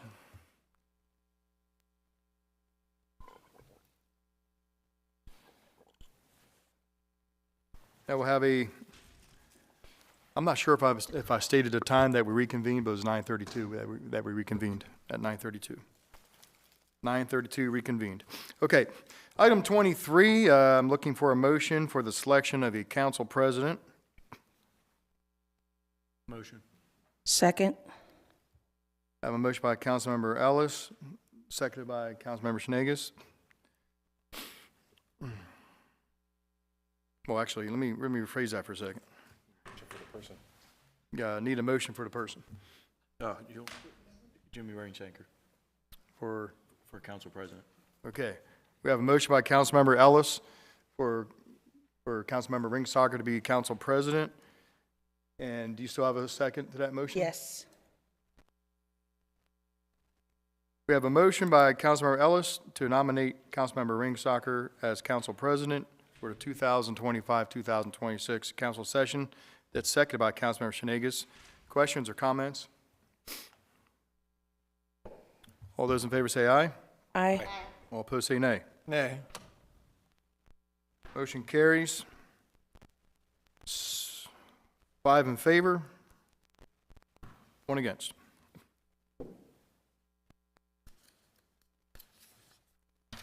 Item 24, resolutions. Item A, Council President Ringstocker. Mr. Mayor, Council, citizens all, I move to introduce a charter resolution concerning amending, repealing, and replacing sections pertaining to the process of appointing and removing certain non-elected officials for first reading. Council, I have a motion by the Council President. This is a motion to introduce a charter resolution. Is there a second? Second. Second by Councilmember Boyer. This is an introduction only. Is there question or comments? All those in favor say aye. Aye. All opposed say nay. Motion to introduce a charter resolution carries 6-0 in the affirmative. This is going to be known as Charter Resolution 304, a resolution by the Mayor and City Council of Havre de Grace, Maryland, adopted pursuant to the authority of the Maryland Constitution, Article 11E, Local Government Article of the Annotated Code of Maryland, and the Havre de Grace City Charter, Section 19, amending Section 17 and 18C, and repealing and replacing Section 27, generally pertaining to the process of appointing and removing certain non-elected officials. Council will have a motion to adopt Charter Resolution 304. So moved. Second. I have a motion by the Council President, seconded by Councilmember Shenagus. Questions or comments? Council President? This is, I yield.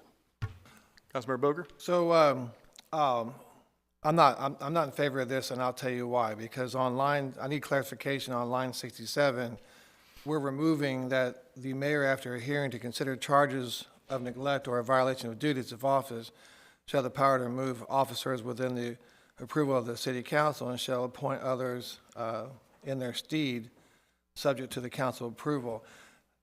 So this is a true statement, and why would we want to remove that is beyond me, because it actually garners the power of the city council to actually to motion as a majority in favor. So I don't understand why that's being removed.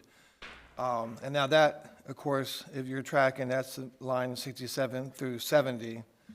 And then my second comment is somewhat similar to that. If you look down, I'm going to take you down to section 27, D, right, which actually starts on 96, or correction, on 90. item number C, it actually, so this makes a reference to subsection A, which is right above it, that says, that's in addition, any department head or non-elected official shall established under the city charter shall be nominated by the mayor and confirmed, which I agree to, by a majority vote of the city council. It says it in subsection A, which it makes reference to. It says it also in B, but the words are there where it says confirmed by a majority vote of city council, and again, pursuant to subsection A above. However, in C, it's not mentioned. There's been some additions there, but it's not written where it says will be confirmed by a majority vote of the city council. So is it an issue that you're against or an issue that you want to amend? Well, I mean, there'd be two amends, and the first one would be the amendment of line 94 to include the majority vote of city council pursuant to that section, the same way it reads in B and A for that matter. That's one. And the second one would go above that, and I move to keep that sentence in there, line 67 through line 70. Because it would be approval to a majority vote of city council approval. Eliminating that is going to erode some of the authority that the council is elected to uphold, in my opinion. I'm just trying, go ahead. Councilmember Boker, Mayor is allowing me to ask you a question. So what you're saying is what I'm asking, is what you're saying that where the mayor, and in subsection C at 3 and 94, the mayor may fill the vacancy in accordance with subsection A of the section or appoint an acting director as provided in subcharter section 18C. You want it again to reiterate there, which is also subject to council approval, is that what you're saying? Yes, please. Okay. Yeah. Okay. Yeah, that's, Just for yeah, clarification. that's, and thank you, ma'am. And that is, yeah, in section 27. Yeah, that would be the first change. And then the second change would be, what's bracketed 67 through 70. I'd like to see that unbracketed and unchanged. If I could ask Mr. Boker, wouldn't that just negate the entire document? Like we could just vote the document down and that would keep it in there as it is? I don't understand. Because the intent is to give the mayor the power to remove officers. Right, and that power exists. The mayor has the power currently to remove directors? Well, I mean, that's what you're telling me. No, I'm not saying Yeah. that. I'm saying that currently it has to come before the mayor and the city council. Yeah. And the question is whether or not we're going to allow the mayor to have unilateral power to remove his own directors. Right. So that's why I'm only questioning the logic in that, and that is if we leave that in, then that makes the argument moot, and that we're specifically leaving that in and granting the city council approval over the mayor, saying the mayor doesn't have the power. So that would make the entire document unnecessary. And I realize, so the council doesn't really, so we don't vote on the contract, right? The mayor does contracts, and a lot of them are done without, sometimes, we don't even know, right? They just happen when they happen. Bonuses are awarded and things of that nature, right? Which is the latitude given, right? However, but we do have a say when the individual comes in, just like the past recent directors, we do have a say in closed session, right? Our opinion matters at that point. So if we have that, if we exercise those particular authorities, I mean, if this goes into action, then we'd probably never see that again. It would just be done at will without council knowledge. That's how this reads to me. It's a lot of word salad, is quite frankly what it is, and it's been this way for probably 20 plus years. I just don't understand the rationale why it's being edited tonight. If I can say a couple words real quick. So the process in which an executive appoints any non-elected official, the department head or a cabinet member or whatever branch of government, that actually is in the Constitution of the United States. It talks about how the President of the United States appoints, and whether it's the President or the Governor, the County Executive, or the Mayor of a city, the process of, in the flavor and in the spirit of the Constitution and in the spirit of checks and balances, is the executive branch appoints and the legislative branch approves, or the legislative branch could disapprove. But after that appointment takes place, in all levels of government, from the president to the governors to the county executive mayors, those executives do have the authority in almost every scenario to remove an appointed public official, non-elected public official.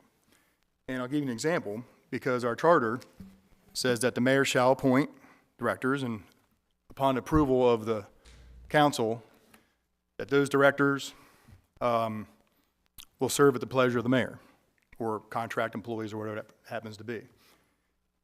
So I'm going to throw a scenario out there for you. So the mayor operates the daily operations of the city with his staff. The council does not get involved in personnel issues. So the mayor has knowledge of these individuals, and if the mayor becomes knowledgeable that there becomes a reason to remove a person,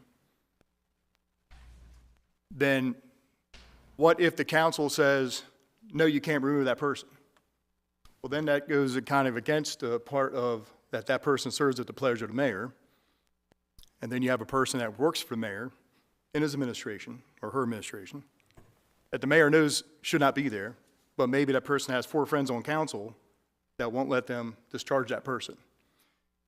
We ran into this issue back in November with a previous director.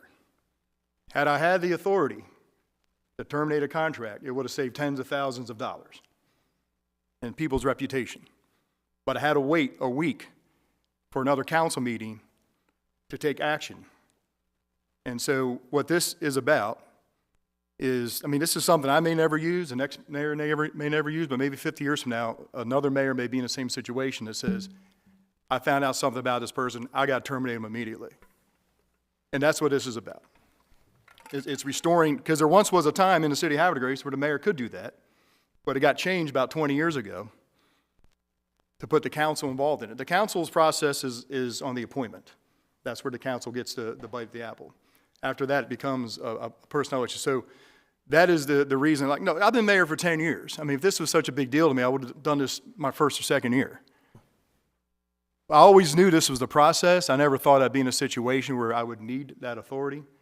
But, you know, back in November, if I had that authority, we would have saved a lot of issues. So again, it's something that a mayor, whoever that mayor shall be in the future, may or may not use, but I think it should be there because it's a privilege that most executives have of every branch of government. And I'm just letting you know, I'm just giving you the reason this charter change is in front of you guys tonight. I will be more descriptive in the future about that issue back in November when the time is right for the public, but I'm just letting my council members know who are well aware of that. That is the spirit of this, is not to take away the council authority of appointing, but to entrust the mayor, once that person works for the city, that the mayor uses their judgment when to conclude that contract. So thank you, Councilmember Burke, for listening to me. In the spirit, and before I allow you, Councilmember Warrior, just so in the spirit of, well, you know what? Go ahead, Casey. Thank you, Yeah. County.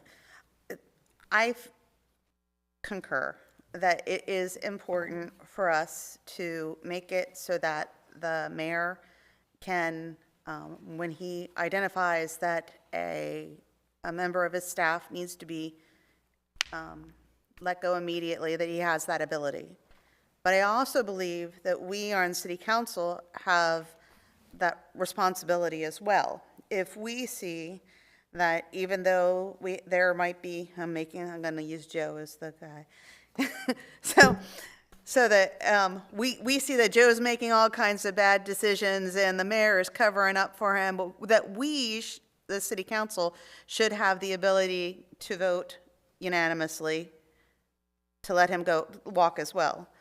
I feel that there's a number of amendments or tweaks that need to be made to this. I believe we can get to the end that the mayor needs, but at the same time protect the roles and responsibilities that our city council has. If my fellow council members would be favorable to this, I would like to work with Councilmember Jones to come up with some edits to this and bring it back after we have a public hearing, get input from that as well, and be able to provide amendments to it before we go to final vote on it. I believe that we need to make a couple of, I see item number C in lines 90 to 94 as where I see a large amount of edits. I don't have a problem with the first two instances of striking that from the text. I believe forcing the mayor to have a hearing to consider charges of neglect for somebody who works for him is kind of, against the whole purpose of this whole thing.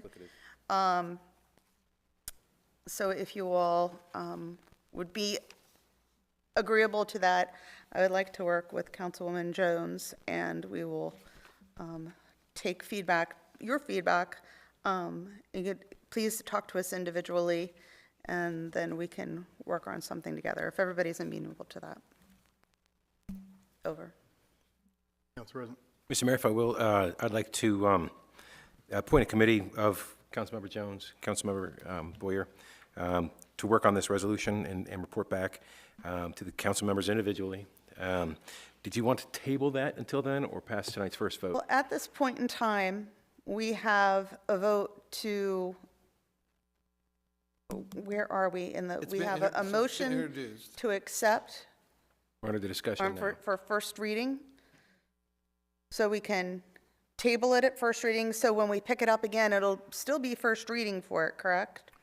Yeah, it has to be advertised, since this is a charter change resolution, it has to be advertised for, 30 days? 40 days.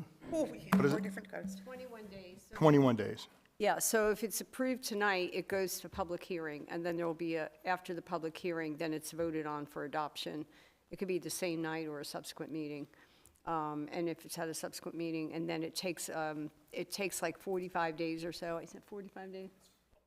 Up to 50 before it takes effect because of the state law requirements for charter amendments. Well, thank you, Ms. Ishak. And Councilmember Boyer, if the council desires to go ahead and put the wheels on this tonight and get the clock ticking, I'm going to rush to put it back on for the second reading. I mean, I made clear my intention of why I feel it should be changed. I mean, if not for me, maybe a council member or a mayor in the future. But we've seen firsthand how that changed 20 years ago that involved the council in the firing process. It stymies sometimes an effective leadership role in which the citizens elect a mayor to perform. And in this case, we're all familiar with it. But anyway, the point is, I'm open to changes. You know what I'm trying to get out of this. If there's other things you want to work on, but if council would be good enough to get the clock run on it tonight, and we have public hearings, then if the council president wants to put a committee on it, I mean, when you guys are ready. A public hearing about our amendments or before our amendments? That's the question at hand. I would suggest that we pass it on first reading tonight. You have to get the clock ticking. We don't have to have that second reading right away. We can put it off for a couple of meetings, but we can have a public hearing. You can delay the public hearing if you want. It doesn't have to be at the next meeting. Okay. Once the clock runs on, it has 180 days to either show up for a second reading or not. So you made a motion? I didn't make a motion. Is that what? Is that a motion to put it for us to a committee? No, I can appoint the committee, Okay. but the mayor will you don't need a motion to appoint a committee. You just give a directive. Okay. To appoint a committee. So we're just we're under a motion to adopt right now on first reading.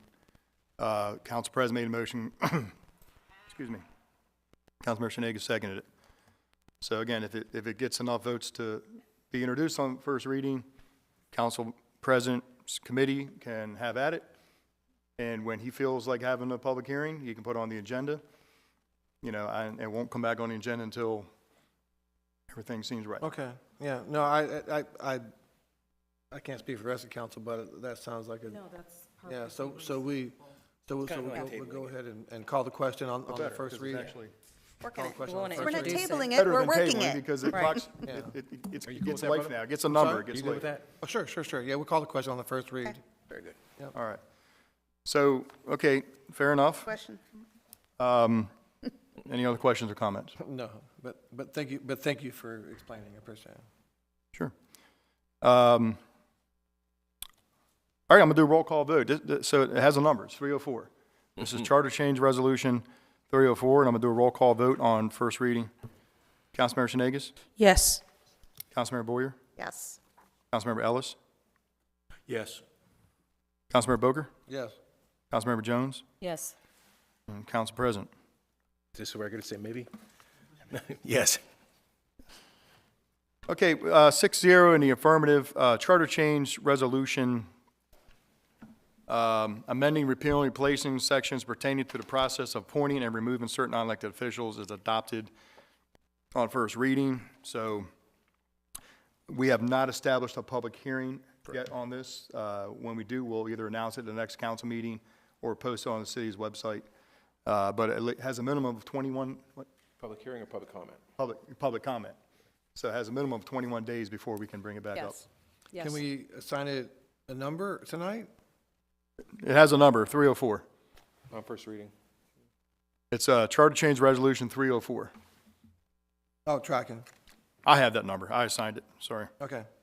Yeah, so, all right, it's adopted, and we will announce a date for a public hearing in the future. Okay? So what it be? Fair enough. All right, item B, council members. Calendar resolution, Councilmember Shenanigans. Thank you, Mayor, Council. I move to introduce a calendar resolution concerning approving a memorandum of understanding for the construction of an emergency access road between Bully Rock and Greenway Farm. Council, I have an amendment by Councilmember Shenanigans. Do I have a second? Second. Second by Councilmember Jones. This is a calendar resolution introduction. Any questions or comments on the introduction? All right, all those in favor say aye. Aye. All opposed say nay. Motion to introduce calendar resolution carries 6-0 in the affirmative. Council, this will be calendar resolution 2025-08. 2025-08. A resolution by the Mayor and City Council of Havre de Grace, Maryland, pursuant to the local government article of the annotated code of Maryland and sections 33 and 34 of the city charter to approve a memorandum of understanding for the construction of an emergency access road between Bully Rock and Greenway Farms. Council, I have a motion to adopt calendar resolution 2025-08. So moved. Second. I have a motion by the council president, seconded by Councilmember Jones. Questions or comments? Council President. If I may, could I poll Mr. Ritchie, Dr. Ritchie, a few questions? Sure. So, Dr. Ritchie, or even Adam, could you explain exactly why they're asking for the new road? Sure. So the new access road, so I guess there probably should be some points of clarification. So this resolution is strictly related to a road that will literally connect the Greenway Farm development to a new road that is being built with the Lamson property, which is going to be a part of Bully Rock. So that road's being built no matter what. This resolution will allow us to move the current access point, which we've heard from concerned residents, and we've also heard from the fire department, that the current access road, the angles are too steep to have fire trucks and ambulances and those vehicles enter into the neighborhood from that access point. So really, the current emergency access would only ever be used if there was an emergency evacuation, if something happened with the bridge that connects Martha Lewis Boulevard to Route 40. and then the residents could have ingress and egress to the neighborhood through Bully Rock. By shifting this road, I don't know, 100 feet or so, the developer is going to be able to grade that area appropriately and design it so a fire truck and an ambulance and those type of vehicles actually can access Greenway Farm if there's an emergency. So it doesn't have anything to do with the road that's going in behind the Mohegan in connecting those new houses that'll be developed back there. It's just shifting the access point that connects Greenway Farm to Bully Rock. So what impact or relevance does this access road have with a possible light at Martha Lewis and Route 40? Nothing. Not related at all? They are not. So the residents that are going to be living on that parcel that's being developed, they're going to access their property through Bully Rock. So it's not, this project is not going to increase any amount of traffic through Greenway Farm. And because of that, the city just frankly can't require this developer to contribute anything towards an improvement at that intersection. And for the sake of argument, let's say this development was getting their access through Greenway Farm. The new developer would only be required to contribute a proportionate amount of the impact. And you're talking around 40 houses. So in a neighborhood of over 500 homes, that is an extremely small impact to that intersection. So if that were the case, the city would create an escrow account, and then we would simply ask the developer to contribute the proportionate amount to that escrow account, which would be de minimis considering you're only talking 40 units. But the way it currently, the way that development is currently going to be built, there is no impact to that intersection. And if they were to gain access through Greenway and it wasn't connected to Bully Rock, it would be de minimis, and that light still would not be able to be paid for by that developer. Thank you so much. If I might add too, the memorandum of understanding is contingent on the city being able to negotiate with the owner of the property, which we are still confirming whether it is the HOA or not, and/or if there are any any opportunities for eminent domain for emergency access. If the council were so to go that route, that would require further council action. That's not something that the administration or the developer can do. And I did want to point out, this was broached by the developer. The city did not ask for this move. It was something it offered because he had conversations with the fire chief. And I was the one, I had met with the fire chief at the other access point, and we went over the pluses and minuses of that other location. So right now, the only improvements we're able to make to that other location is installation of a gate. The gate will be congruent with the gate that's at Willow Way, but that type of gate, which will have some kind of code for the emergency access, for the emergency vehicles and also for DPW access, that would be accessible to the city CPW staff, fire company, EMS.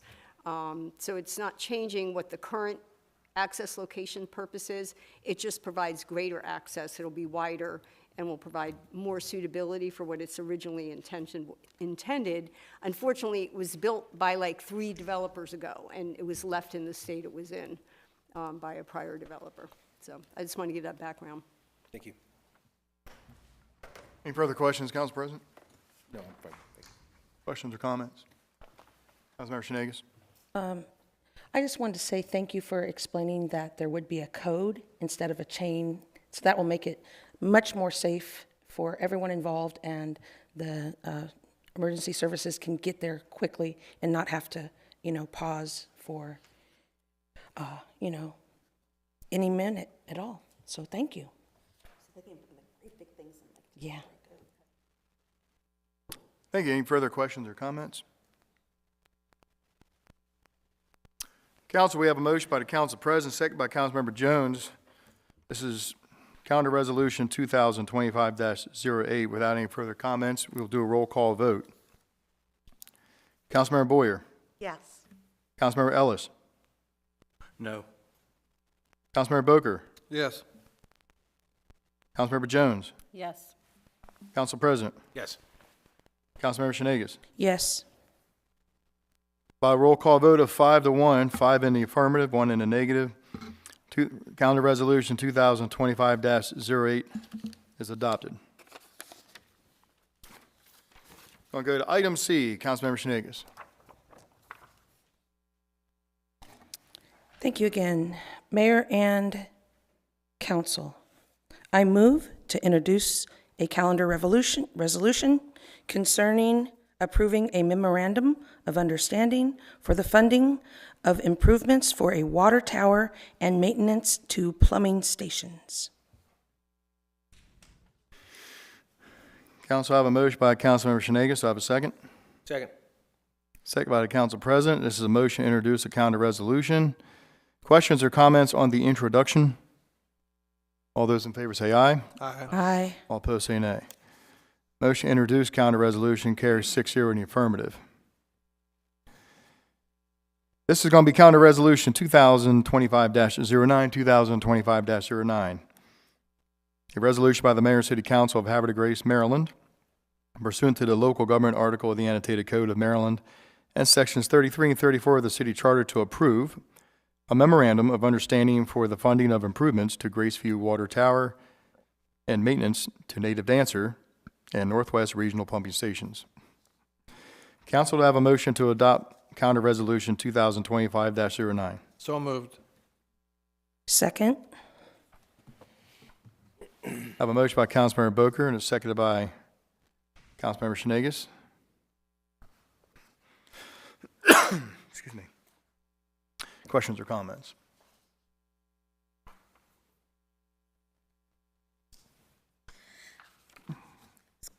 So my first question is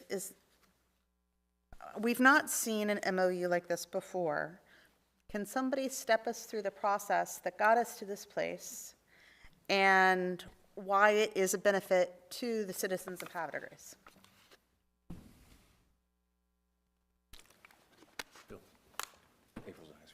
Oh, Ms. Zizek, yes, sorry.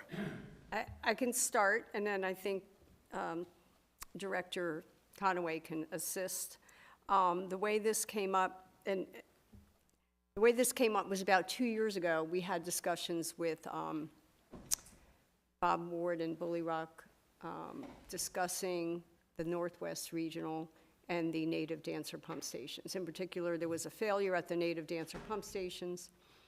Long story short, we thought we were going to need an expensive repair to those.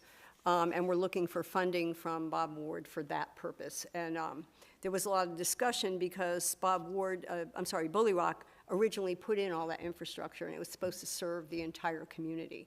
Since that time, other communities have tapped into those particular facilities, and the argument was made, why should we have to put any more money up? Because we've already built those. We've already paid our way. It's up to other developers to put in. Anyway, long story short, that negotiation turned into, well, we may not have adequate public facilities for sewer if we don't get funding for this. As it turned out, we were able to get funding. We made the repairs, we made the upgrades we needed, so we didn't need funding for that. The discussions went away for a little while. Since that time, we had an update to our water model study, which indicated that suddenly the water coming out of Graceview Towers was not going to be enough pressure to service Zone 2, which we're adopting the zones. And the Zone 2 was going to need upgrades to booster stations at Graceview to accommodate building not just at Bully Rock, but also up at Scion Hill Estates, the Legacies, and the Ionella property. And that pricing model was based on numbers that Joe's department went through as upgrades for the booster pumps, and that would satisfy the immediate needs for those communities. Without the funding, the city does not have the opportunity to go back to the bonding market for about 2 more years, which means we don't have any financing sources to fund upgrades to water or sewer at this time. If that's the case, then all of these developments would need to be put on waiting lists until such time as funding became available. As we know, based on our debt service, those capital cost recovery charges go to pay off our existing debt service. So if we have no development, then we can't pay off our existing debt service. So we have to find that balance of funding upgrades where we can find money and also making sure that the properties coming in can demonstrate adequate public facilities. So that we felt that this memorandum of understanding best embodied an opportunity right now to keep things moving without without putting undue burden on our system. It also gives us time to focus on the build out of the water tower or tank in Zone 1, which we know is going to cost a lot more money. And Joe can get into that. But that's the genesis of this. It actually started 2 years ago related to the critical breakdown we had at Northwest Regional Native, no, actually it was Native Dancer, and then how that turned around in our favor, but then we found this other need, and that was more recent. So, Joe, I don't know if you want to add anything to that, but that's kind of the genesis of where this came from. No, thank you, Ms. Ishak. That was well said. Currently, the biggest focus right now is our Graceview Booster Pump Station. Currently, the way the pumps are set up for, it's not enough to handle the oncoming development. So we need to upgrade that ASAP, and this is a perfect opportunity to do it, and it solves that entire problem in Zone 2, I don't want to say forever, but for many years in advance. So is this, I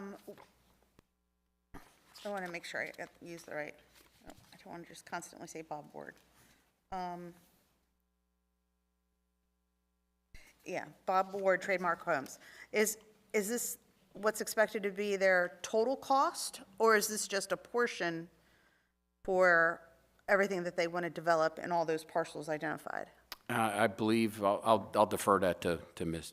Ishak, please. My understanding is this upgrade would cover the availability of water for the parcels that they've identified. So this 1.875 million is the... Homes.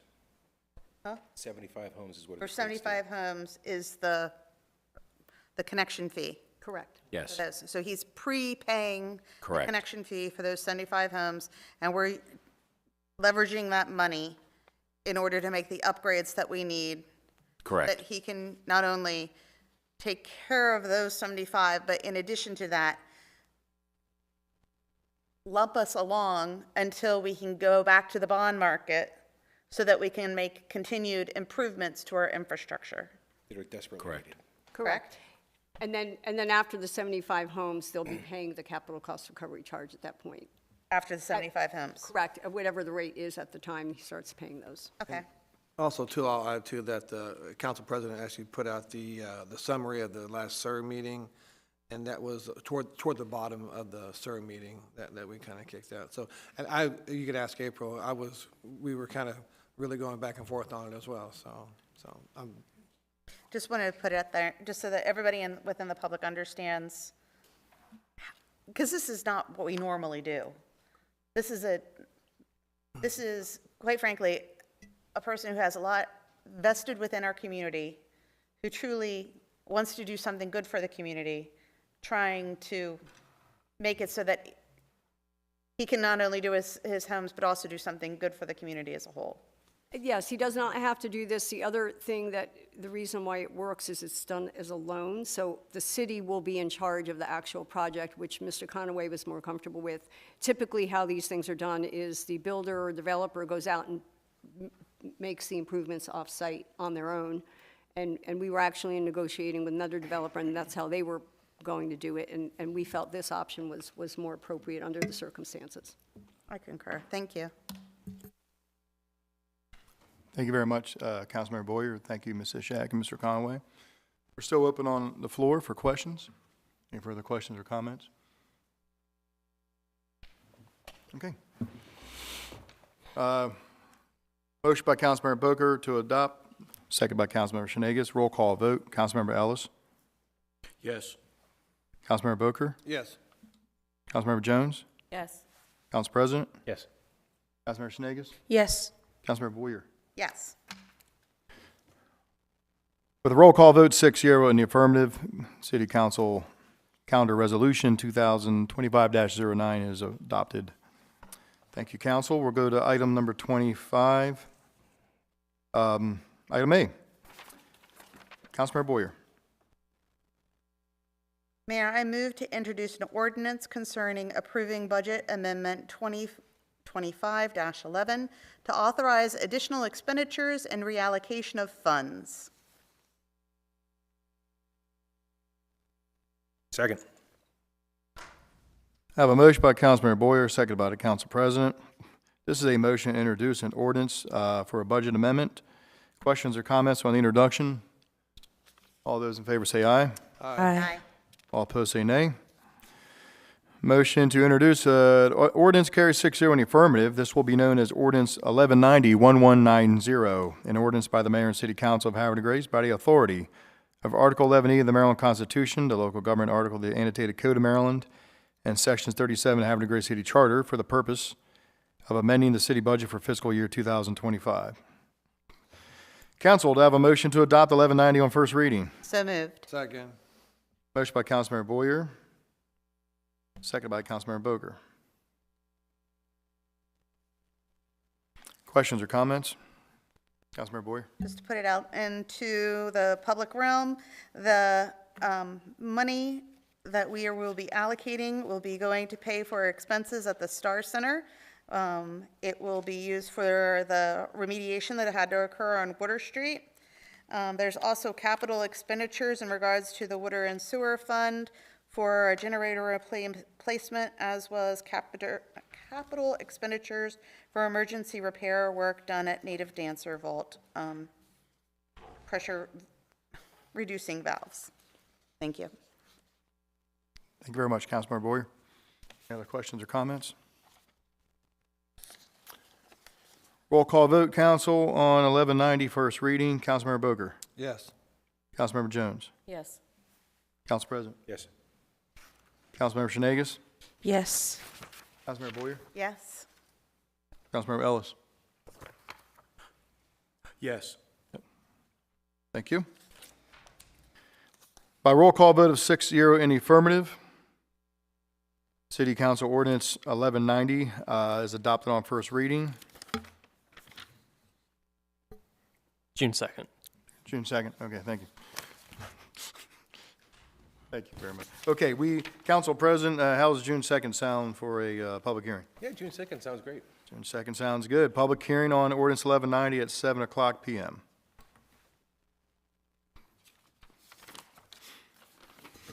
Item B, Councilmember Shenegis.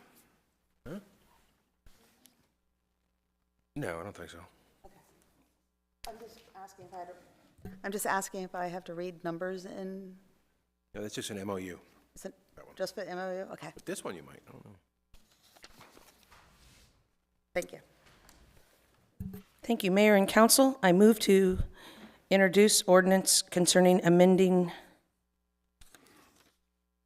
Chapter 81, Forest Conservation, in the first reading.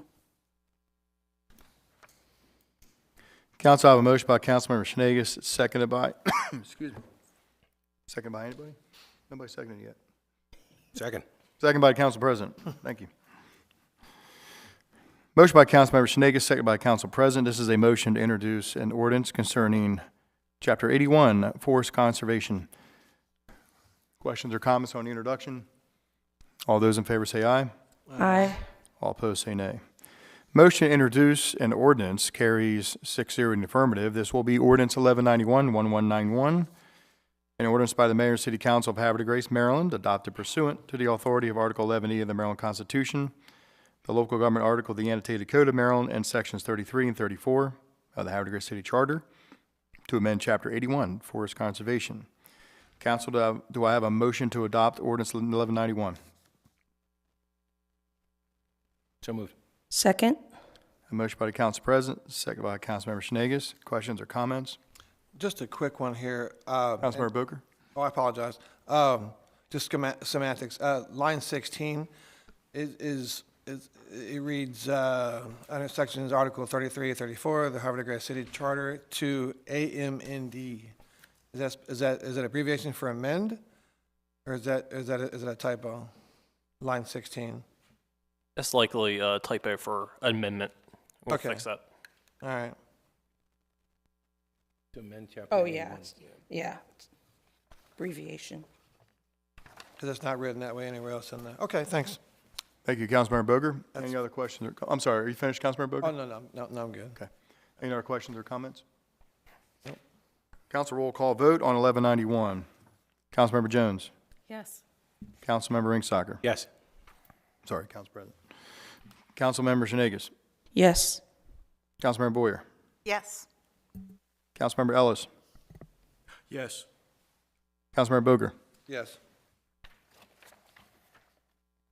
By roll call vote of 6-0 in the affirmative, ordinance 1191 is adopted.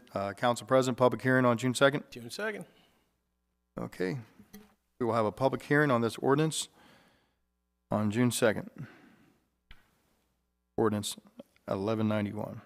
Mr. Mayor, I think I was, made a mistake. I told Councilmember Boyer that she did not have to read the numbers into the file. Did you want them read in on the one that's up on the screen? The numbers in the ordinance package? Yeah. Or can we wait till the public hearing or the second reading? We don't, I mean, if the account numbers are in the ordinance, Now that we do it by ordinance, we don't read in the numbers because Yeah. it becomes law. yeah, no problem. My dyslexic self thanks you all very much. No worries. Yeah, it used to be a resolution in the old days. We'd have to read the numbers from one account to another, but it's part of the ordinance package now, so you're okay. You're off the hook. Well, I apologize, Councilmember Boyer, because, you know, for years, Councilmember Robertson was the chair of the budget, of the Finance Committee. And when we were establishing the agenda, we're like, oh, no, Jason's not going to be here. And so you're on the Finance Committee as a senior member. So sorry to throw this at you, but you did a good job. So anyway, we'll Panicking just a little bit, thinking that I had to read the numbers, but I'm happy not to. you're all good. We got you covered. They're laws now, not resolutions. Okay, thank you very much, council. And we're going to move to item C. And we're going to go to Councilmember Jones.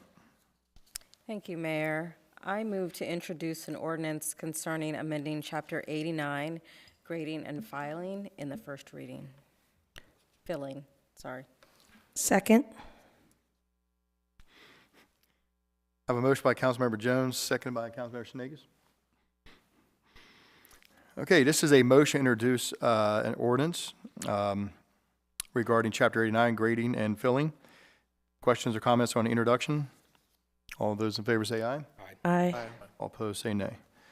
Motion to introduce this ordinance carries 6-0 in the affirmative. This will be ordinance 1192, ordinance 1192, an ordinance by the mayor and city council of Havre de Grace, Maryland, adopted pursuant to the authority of Article 11E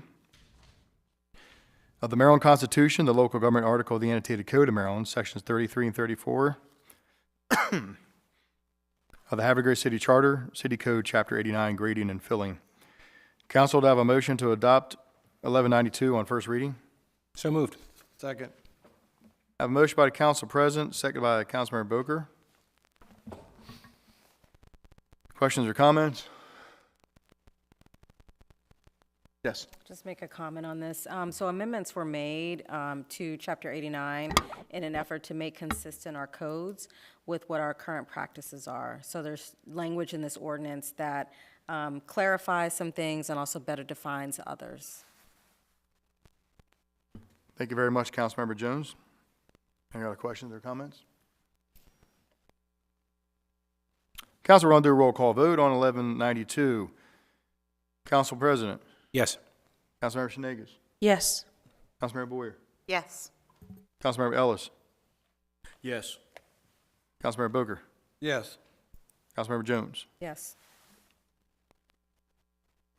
By roll call vote of 6-0 in the affirmative, City Council Ordinance 1192 is adopted on first reading. And Council President, will June 2nd work also? June 2nd. Okay, sounds good. June 2nd, public hearing. Cool. Okay, our final ordinance of the evening Item D, Councilmember Shenegis. Mayor and council, I move to introduce ordinance concerning amending Chapter 102, landscaping, in the first reading. Council, I have a motion by Councilmember Shenegis. Do I have a second? Second.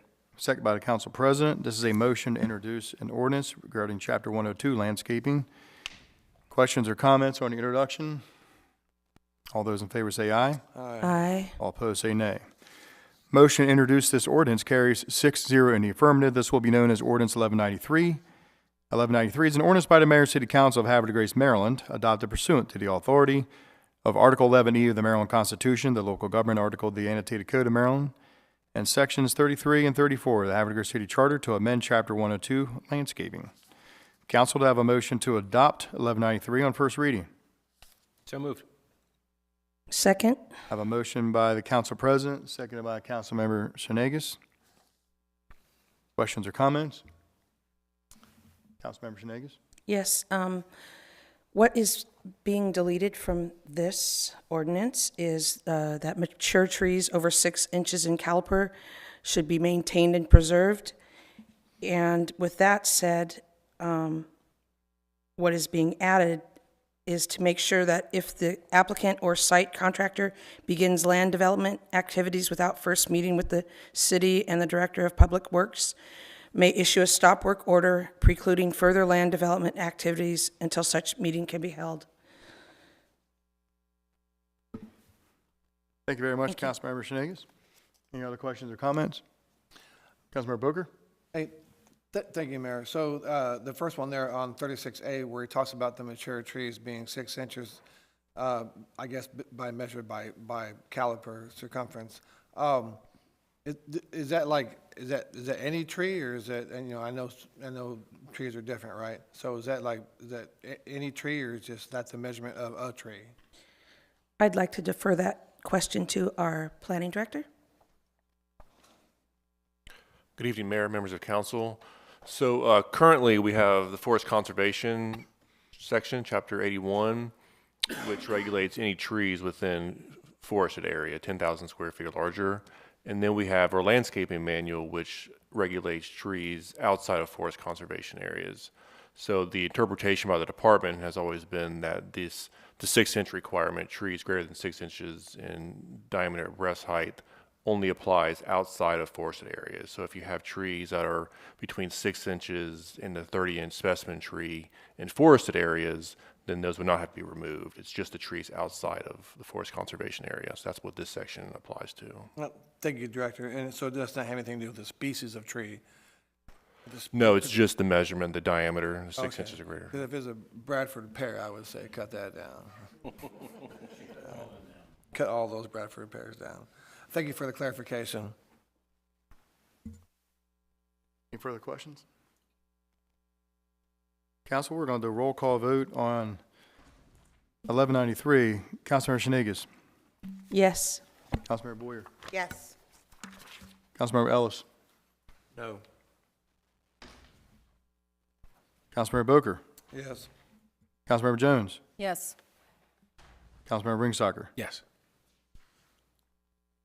By roll call vote of 5-1, 5 in the affirmative, 1 against, Ordinance 1193 is adopted on first reading, and we will have a public hearing on June 2nd at June 2nd on 1193 as well. Okay, thank you very much. And we're going to go down to item 26, new business. This evening, we have no new business, and we're going to go to Director's reports. Dr. Ritchie. Thank you, Mayor, Council, citizens that are still here at this late hour. Thank you for being with us still. And considering the hour, I am going to be brief this evening. I do want to offer my congratulations to Councilmember Boker, Ellis, and Jones. Congratulations on winning your respective elections, and I look forward to working with you over your term. Congratulations to Council President Ringstocker. Look forward to continuing to work with you. Would also like to offer congratulations to my colleague Joe Conaway over there. Joe, it was really great to see you get sworn in tonight. We've worked together a while, and I know you are going to continue doing an outstanding job in this role. So congrats, Joe. I do want to offer my thanks to the Board of Election Supervisors and the Board of Canvassers for all their hard work they put in the election. We talked about it a little bit earlier, but they worked some very, very long days for the election and then additional work before and after the election. So thank them. I do want to thank Miss Tammy Brinkman. She is currently taking the minutes for this right now, so I find it kind of funny that she has to type her own name into the minutes. But Tammy, you're awesome. Thank you. This election went as smooth as it did because of her. She is a tremendous help, and she is fantastic. And Councilmember Ellis, you will find that out. She is a gem and a true resource that this council uses a lot too. And then just lastly, I want to thank everybody that came out and voted. It was so nice to see such a participation from the public. And that concludes my comments for the evening. Thank you. Dr. Ritchie, thank you very much. We appreciate the update, and we're going to go over to Director of Planning, Mr. Goins. Good evening, sir. Thank you, Mayor. Good evening. I'd also like to congratulate Joe on his promotion. It's been a pleasure working with you. Look forward to working with you in the future. Also like to congratulate Councilmember Boker, Jones, and Ellis on your re-election and election. I just want to notify everyone of the May 29th Planning Commission that we'll be having. We have one item on the agenda. That is the Legacy subdivision. It's a 290-unit subdivision up of Bully Rock, and has 101 single-family detached homes and 189 townhomes. That's all I have to report tonight. Thank you very much, sir. Appreciate it. And we're going to go to Director of Economic Development and Tourism, Ms. Bridget Johnson. Good evening. Good evening, Mayor, Council, citizens at home and in the audience. I would just like to also say congratulations to Councilmember Boker and Councilmember Jones. Welcome back. And to Councilmember Ellis, I look forward to working with you, so congratulations on your win. And other than that, this Wednesday, May 21st, EDAB meets at 4:00 p.m. and TAB, the Tourism Advisory Board, meets at 10 a.m. Wednesday, May 21st, here in Council Chambers. And that concludes my report this evening. Thank you very much, Ms. Johnson. And we're going to go to Mr. Abdi, our Director of Finance. Good evening, sir. Good Mayor, council members, citizens, Havre Grace.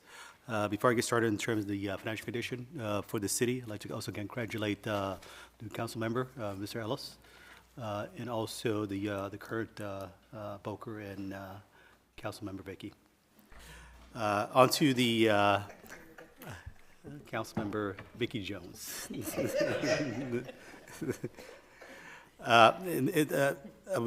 In terms of the ordinances that have been approved, I'd like to thank the council members for the approval of ordinance 1186 through 1189. On to the financial obligations condition for, first off, the general fund. The fund balance currently stands at $2,405,600, which is down $823,400 since my last report council session. Beginning fund balance has not changed and currently stands at $2,349,600. Revenues to dates are up $196,900, with revenues total to date $24,867,900. On the expenditure side, it is up a little over $1 million since my last reporting. Total expenditures to date stands at $24,811,900. Respect to the water and sewer fund, the fund balance is down $128,400. Fund balance currently stands at $6,141,100. Beginning balance has not changed since my last reporting and currently stands at $1,746,800. Revenues are up $108,400 since my last reporting, with revenues to date at $18,069,200. Expenditures are up $308,800, with total expenditures to date at $13,674,900. Concluding my last fund, the Marina Fund, Fund 8, fund balance is down $65,900. Fund balance currently stands at $975,300. Beginning balance has not changed. It currently stands at $761,900. Revenues are up $6,300, and currently stands at, in total, $753,800. Expenditures are up since my last reporting of $72,200, with expenditures to date currently stands at $540,400. And that concludes my financial conditions for this council session. Back to you, Mayor. Thank you, sir. Thank you very much, Mr. Abney. We appreciate the update. Thank you, sir. Thank you. We're going to go to our newly sworn-in Director of DPW, but old-time favorite, Mr. Conway. Thank you, Mr. Mayor, council, and colleagues. I'd too like to congratulate Councilmember Boker, Councilmember Jones, and Councilmember Ellis on your election. Look forward to working with you guys for the next 2 years. Mr. Mayor, again, thank you for this this opportunity. It's much appreciated. It was extra special. You know, we were able to move it to the night that my family was able to be here. So that's a very important thing to me. So I appreciate everything from all the great compliments from everybody on the dais. You know, it's humbling sometimes. So appreciate it very much. Looking forward to moving to the future. And that concludes my report for tonight. Thank you very much, Mr. Conway. Appreciate the update. Thank you. And we're going to go with the chief. Good evening, sir. Good evening, Mayor, council members, citizens. I don't want to, break the trend here. Congrats to the three of you guys.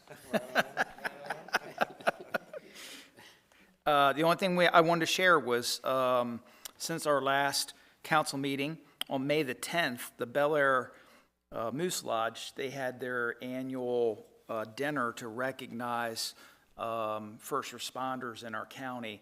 And so we were very pleased to take our Officer of the Year, who is PFC Wanda Clark, and her family.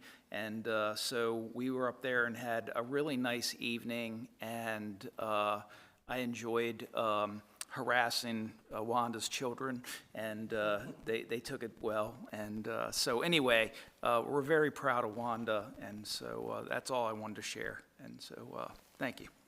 Thank you, Chief. We appreciate it. Thank you for your update. Yeah, we're going to move into business from the mayor. I'll try to be brief. I just want to, real quick, once again, congratulate Councilmember Ellis, Councilmember Jones, Councilmember Boker. Yeah, y'all ran a good campaign. You ran against other good citizens, and I congratulate you on the victory. I mean, it's great. It's going to be a good next year coming up to work with you. I look forward to it.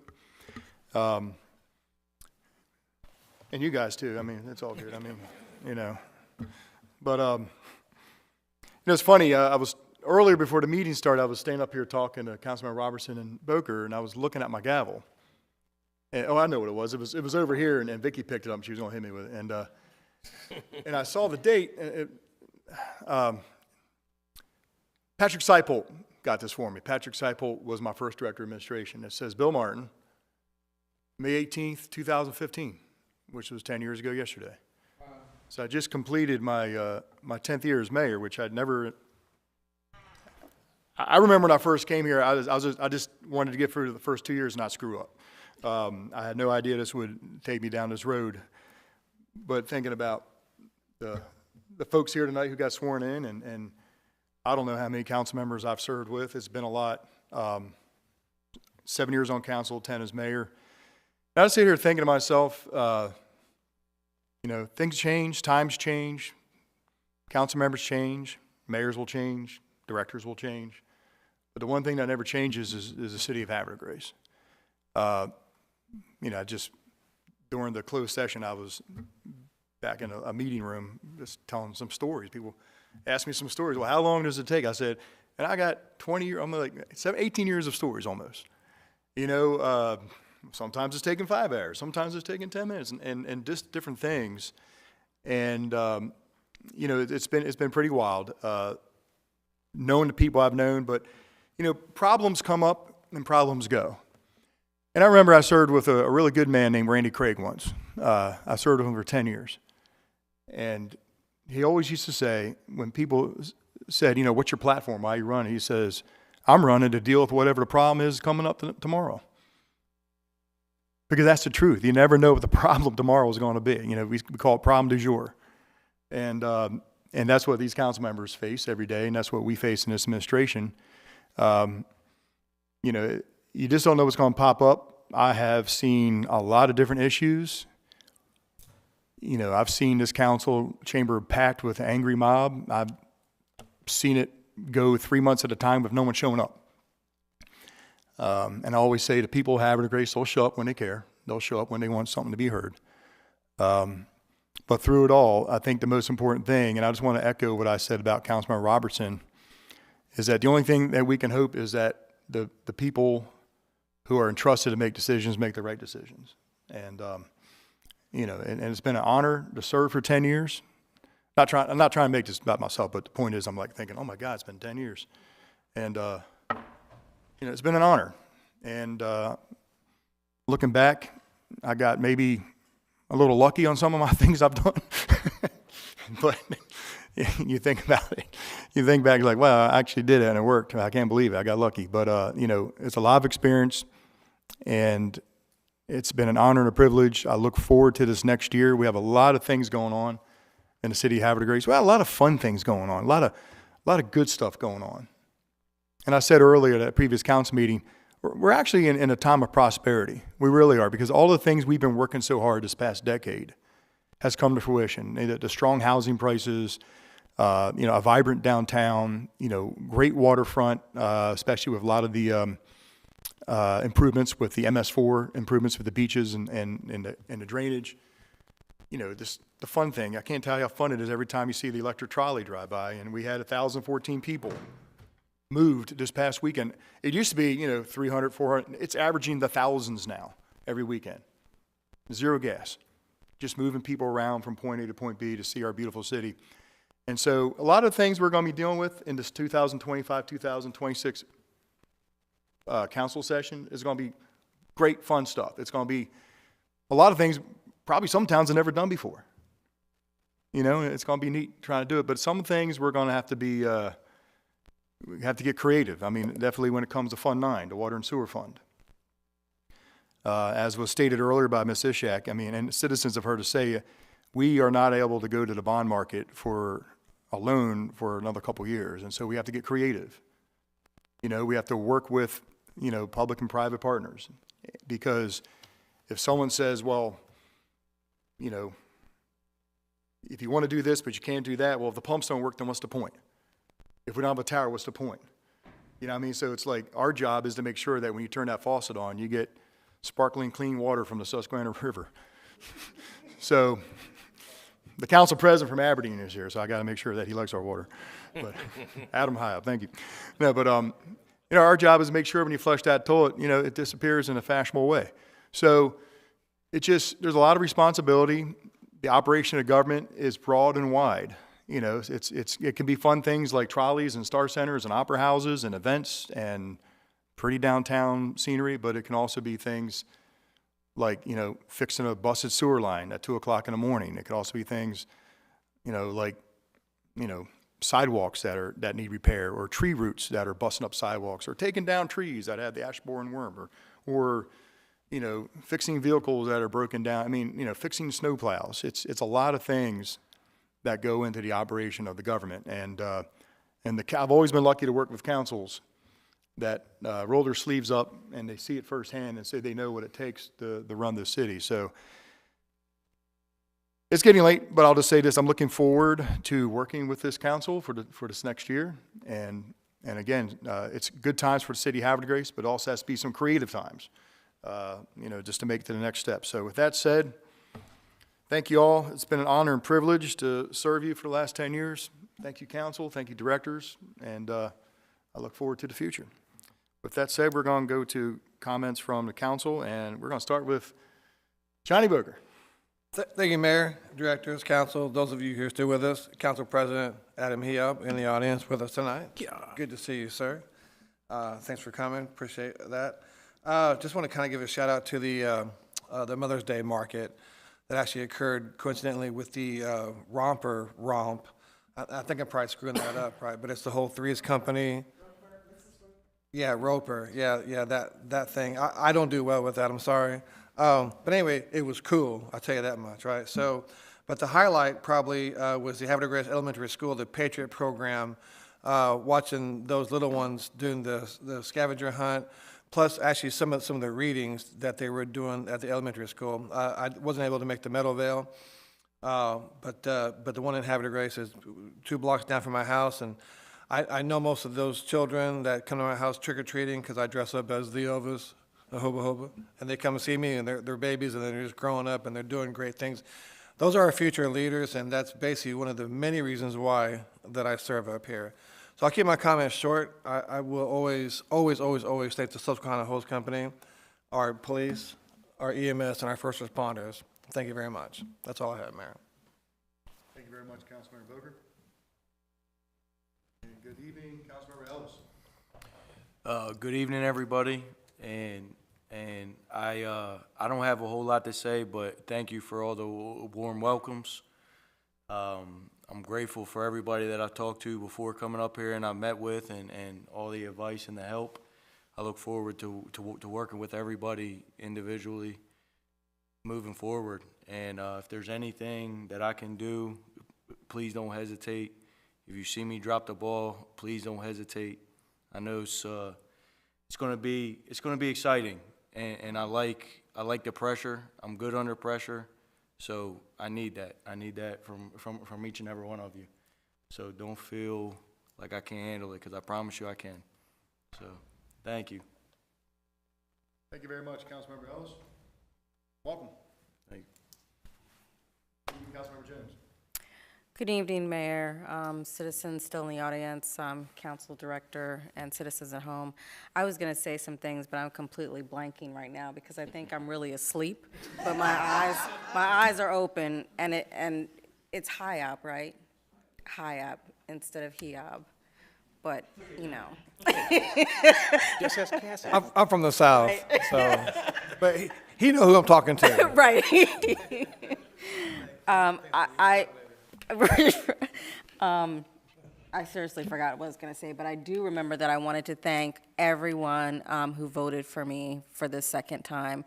It really means a lot to me to have your trust and your belief in the work that I'm doing right now for the city of Havre de Grace, and I hope that I can continue to make you proud over the next 2 years, and I look forward to working with all of the colleagues up here on the dais that I've gotten to know and respect. So thank you very much.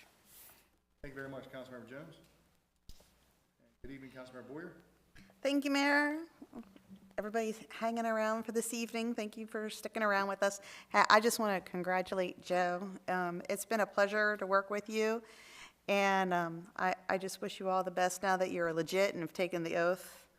And you're the real thing. You're the real, right? It's 100%. There's no going back. I want to congratulate all of our new and returning council members. I wish you a very successful and productive term as you work on behalf of the residents of Havre de Grace. I want to thank all the council members for agreeing to allow Councilmember Jones and I to work on our comments and to get into the charter resolution. Look forward to getting your feedback to incorporate so that we can make it a solid bill. And I want to wish all of the graduates of 2025 of Havre de Grace good luck on May 30th. I hope you enjoy your special day and enjoy graduation, and God bless your parents. Take care, y'all. Thank you very much, Councilmember Boyer. And good evening, Councilmember Shenegans.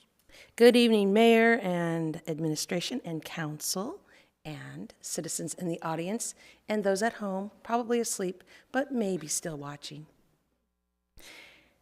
Just like the rest of you, congratulations, y'all.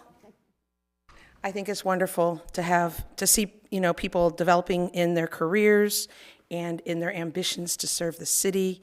It's beautiful. Our city's beautiful. And I had the opportunity to hear some wonderful music in town and in the state park, and I've got to see art this weekend. It was just a fabulous opportunity to be out, ride the trolley, go to some of the new restaurants that opened up. it was great. And Havre de Grace is wonderful. It evolves, and we all are a part of it. And I'm just glad to be on the team with all of you. So I thank you for coming out tonight, everyone. And I wish you a wonderful week. And we'll see you at the First Fridays. Thank you. And back to you, Mayor. Thank you, Councilmember Schneges. And finally, we have business from the council president. Mr. Mayor, council, citizens all, council president. Joe, I'd like to congratulate you. We've been friends a long time. Very happy to see you rise up to this and rejoice in your prosperity. Good friend and good brother, and I know you're going to do well for the city. Brother Johnny, Vicky, Matt, I know you guys are going to do a fabulous job. Congratulations on the election, and I really look forward to working with you. Thank you so much to the council for the vote of confidence. And Vicky, I did promise you I'd get you home by 11. And that's it. Who's driving?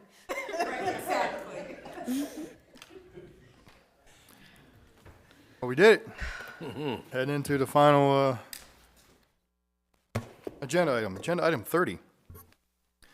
Motion to approve. Do I have a motion, or a motion to approve?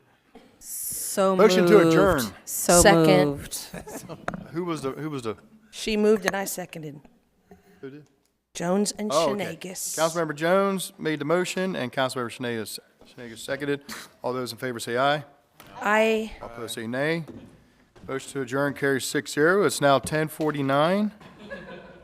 Thank you very much. Good night, everybody.